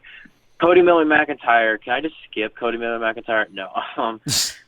2 assists and nothing much else of relevancy. I mean, I looked at some of his statistical profile as a European guy. He couldn't shoot. He kind of was a decent passer. He put up a couple buckets.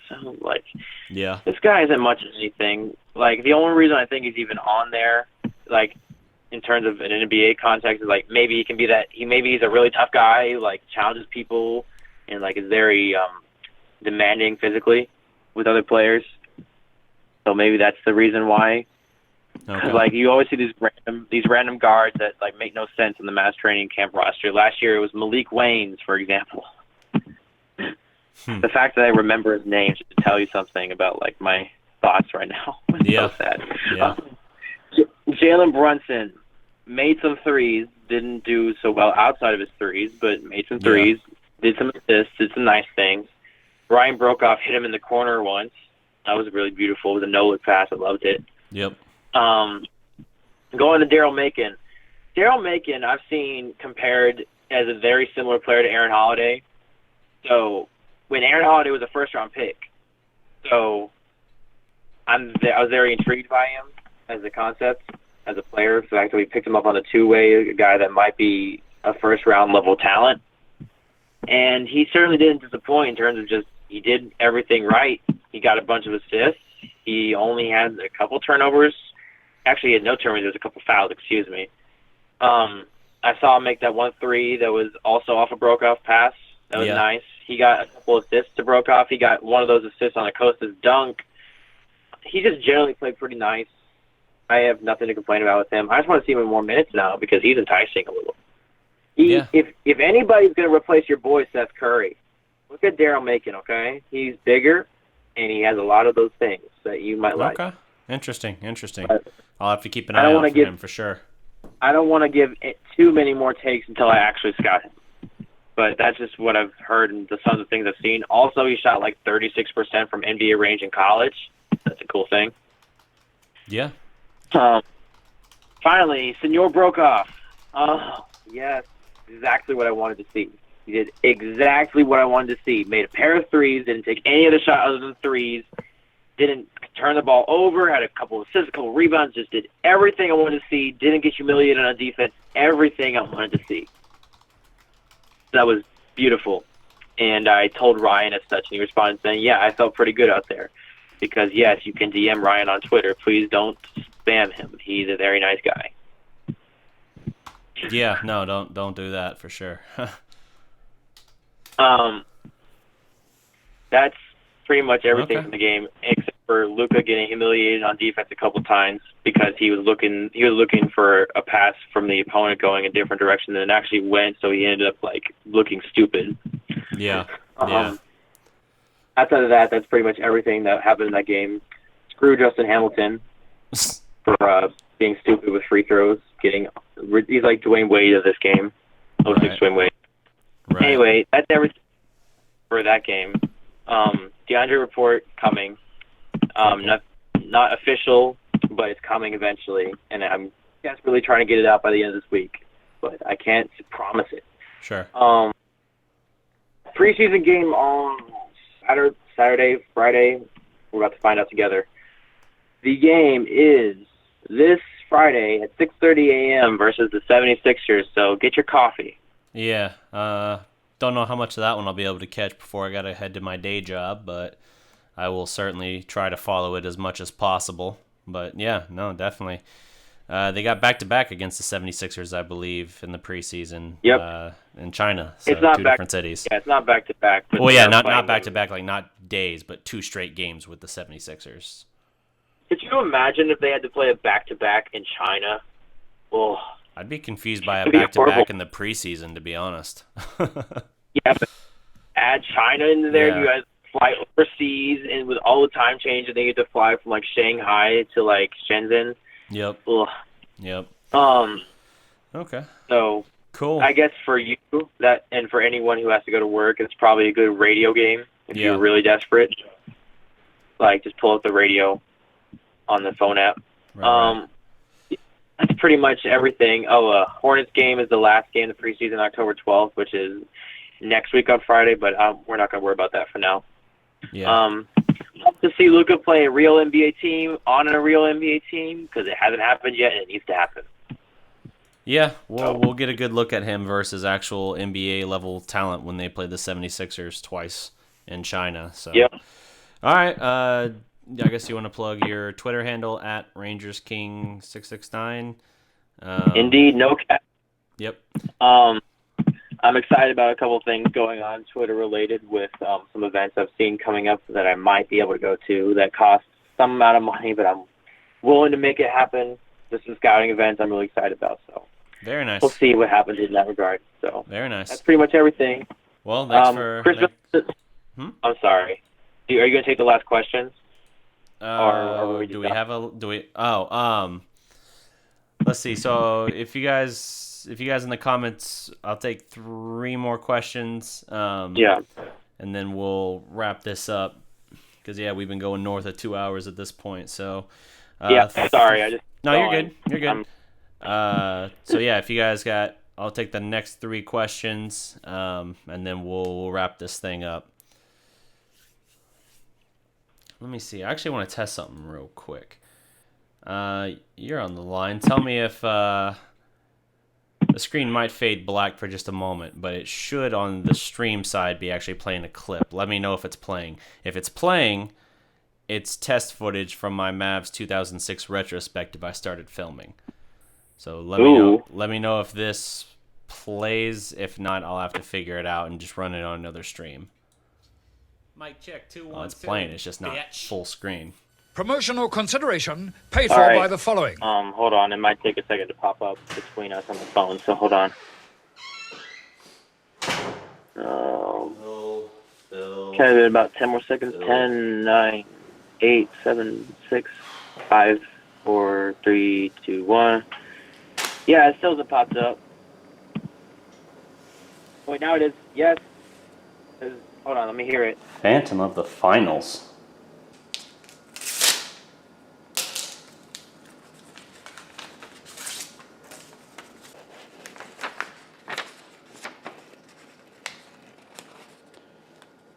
Dear DDP, some things shouldn't be revisited.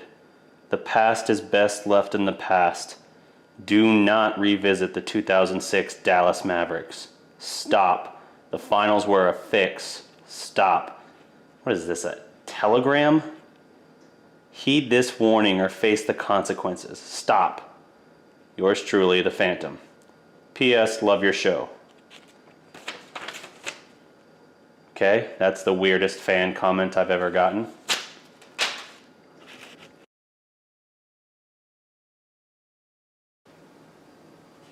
Alright, Phantom.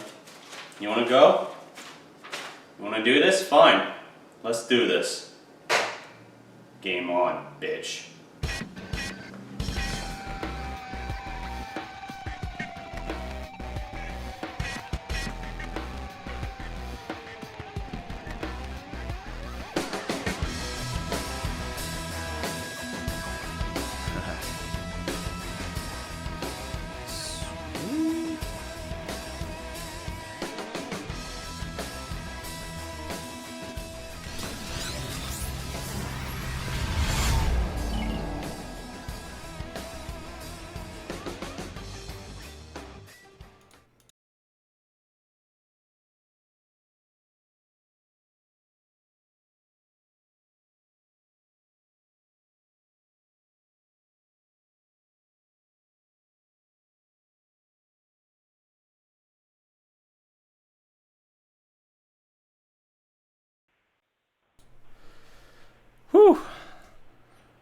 So, what did you guys think of that?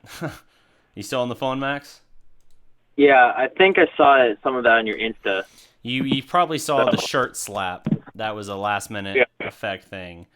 Yeah. So that's test footage of just the opening scene.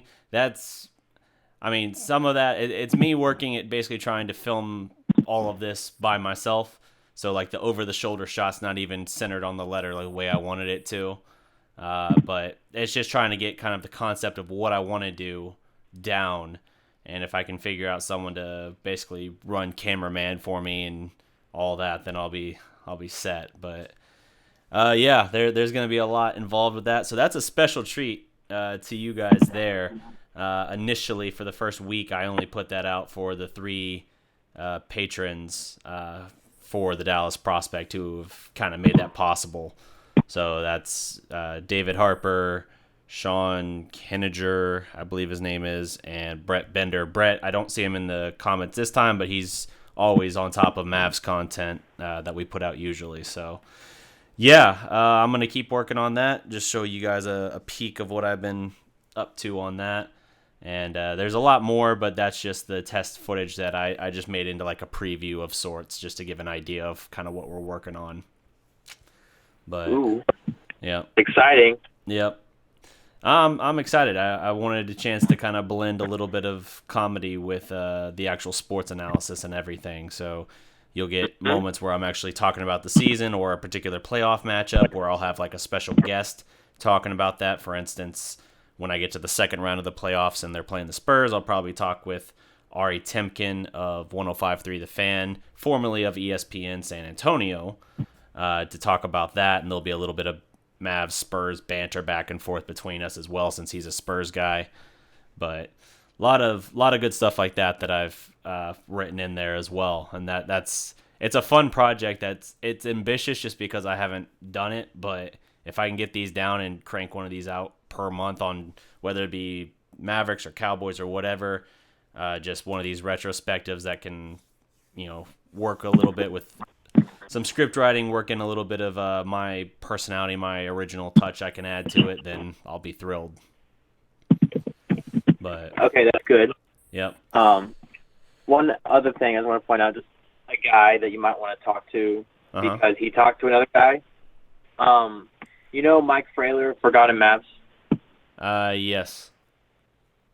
He interviewed Tim Donaghy about the 2006 finals. Yep. On a podcast episode. So he might be something to worth check out just as a podcast, and he might even be able to do something with us. Maybe, I'm not sure. Okay, interesting. Yeah, so the title of this particular retrospective is "The Phantom of the Finals." That is the subtitle, I guess you would say, of this 2006 Mavs retrospective, and that's a play off of the phantom fouls Dwayne Wade, of course, got throughout the series, and all of that. So the whole idea is that I am locked in combat, basically, as I'm trying to finish my retrospective of the season with this mysterious phantom figure who's trying to sabotage my review. But all right, well, Max, thanks for coming on. I see one question here, so I'll take this question and then we'll wrap it up. Deion Sanders, what do you think about the depth of the Mavs this year? Will the bench be good? I'll give a quick answer on that and then throw it to you. I actually think the bench will be much better for the Mavs this year. I think they were pretty good last year, but now if you have Dirk moving to the bench, I think as far as scoring is concerned, your bench will be one of the, I don't want to say one of the better ones, but it'll certainly be in the upper part of the league as far as scoring ability from the Mavs bench. What do you think? Everything is. If you took last year's bench from the start of the year, it's better in almost every single category with almost every single player, because you basically replaced a couple guys who weren't particularly relevant, and you added a couple guys who were really relevant from other sources. And on top of that, you added all the old guys back. So we still have JJ. We still have Devin. Dirk's been added to the bench from our starting lineup. On top of that, you have Ryan Brokoff being an absolute beast. He's coming in and being the more hustly, better defending, possibly even better rebounding, Doug McDermott. Mm-hmm. The only negative is Jalen Brunson replacing Yogi Ferrell, and you have the whole thing of, well, Yogi Ferrell was already experienced a little bit in the NBA, and he's also generally older than Jalen Brunson. Yeah. Whenever, even when Yogi entered the league. So there's that. Also, Jalen's adjusting from this gigantic role where he was the National Player of the Year to this guy who's going to be fighting his hardest to earn 15 minutes a night. You know? Yeah. So there's that. Trying to think. Oh, yes, Maxey. Please, if Maxey can be consistent this year, consistently make threes, consistently have pretty good defensive nights, maybe have a couple 5-block games, and maybe block Daniel Tice twice in a row again. You know, maybe dunk on Julius Randle's head again. You know, just do some of those fun things and just be generally consistent. That'd be really nice. Yeah. Dwight Powell can honestly just keep being Dwight Powell at this point. I'm good. Maybe he finally adds that jumper that we've been waiting for, because he finally shot like below league average, but he also only shot like 1 3. Yeah. Okay. Cool. Ways. Devin and JJ are going to still be that infamous combo that they've always been and will continue to be. If Devin Harris can please teach all his cutting secrets to Dennis Smith Jr., I will be the happiest man alive. Yep. Because Devin Harris is like the best cutter pound for pound in the NBA. Yeah, I agree. I mean, there's this video about him, all the special cuts he does, like almost nobody else does, and he's very good at it. Yeah, absolutely. And they're like simple, better things, like he'll run slowly up the court and then like just suddenly turn up the gas, and like Marcus Smart's too busy guarding the ball, looking at the ball handler, even though he's guarding Devin. Yep. So Devin just runs past Marcus Smart, and it's a free layup. It's like, how did this happen? Yep. Imagine it with Dennis's top line speed and his athleticism, what he could do with some of those. Yeah. You know? Absolutely. But that's going to do it for our time tonight. Thank you guys for tuning in, for joining us. Max, thanks for calling in. Your expertise is always much appreciated for the show. And thanks again to everyone. Yep. And thanks again for everyone who wished my co-host, Inni Nduka, a happy birthday. I'm sure he'll be happy to see this, hear this, however he catches back up with the episode after the fact. But we'll definitely do this again sometime. My goal is to go live later this week for another Mavs show. Oh, man. Yep. But, all right. Well, thanks again, Max. We will talk soon. Yep. Looking forward to that preseason game. Pretty much it. Definitely. See ya, man. All right. Thanks, Max. All right. So, thank you guys. I'll keep my sign off pretty quick here. Find us on our various social media pages. Twitter. Again, I'm pushing Twitter hardest of them right now. At Dallas Prospect. We're going to start live tweeting games, whether it be Cowboys or Mavericks. Check out the website, thedallasprospect.com, for Max's writing, for my writing. If you want to see more of my writing, check out dallassportsfanatic.com. Some of my work does go to Bleacher Report there, particularly on the Cowboys side, but I'm going to start trying to turn up the heat a little bit on my Mavs content, see what I can do there. If you want to help support production for like this piece I just previewed for you guys here, the Phantom of the Finals, hit us up on Patreon. Even just at the $1 level, you'll get discounts on Dallas Prospect merch, you'll get early access, and you'll get your name credited in the credits of any recorded, edited productions that we do. So until next time, guys, thank you for tuning in. Remember, above all else, every legend was once a prospect. Salute.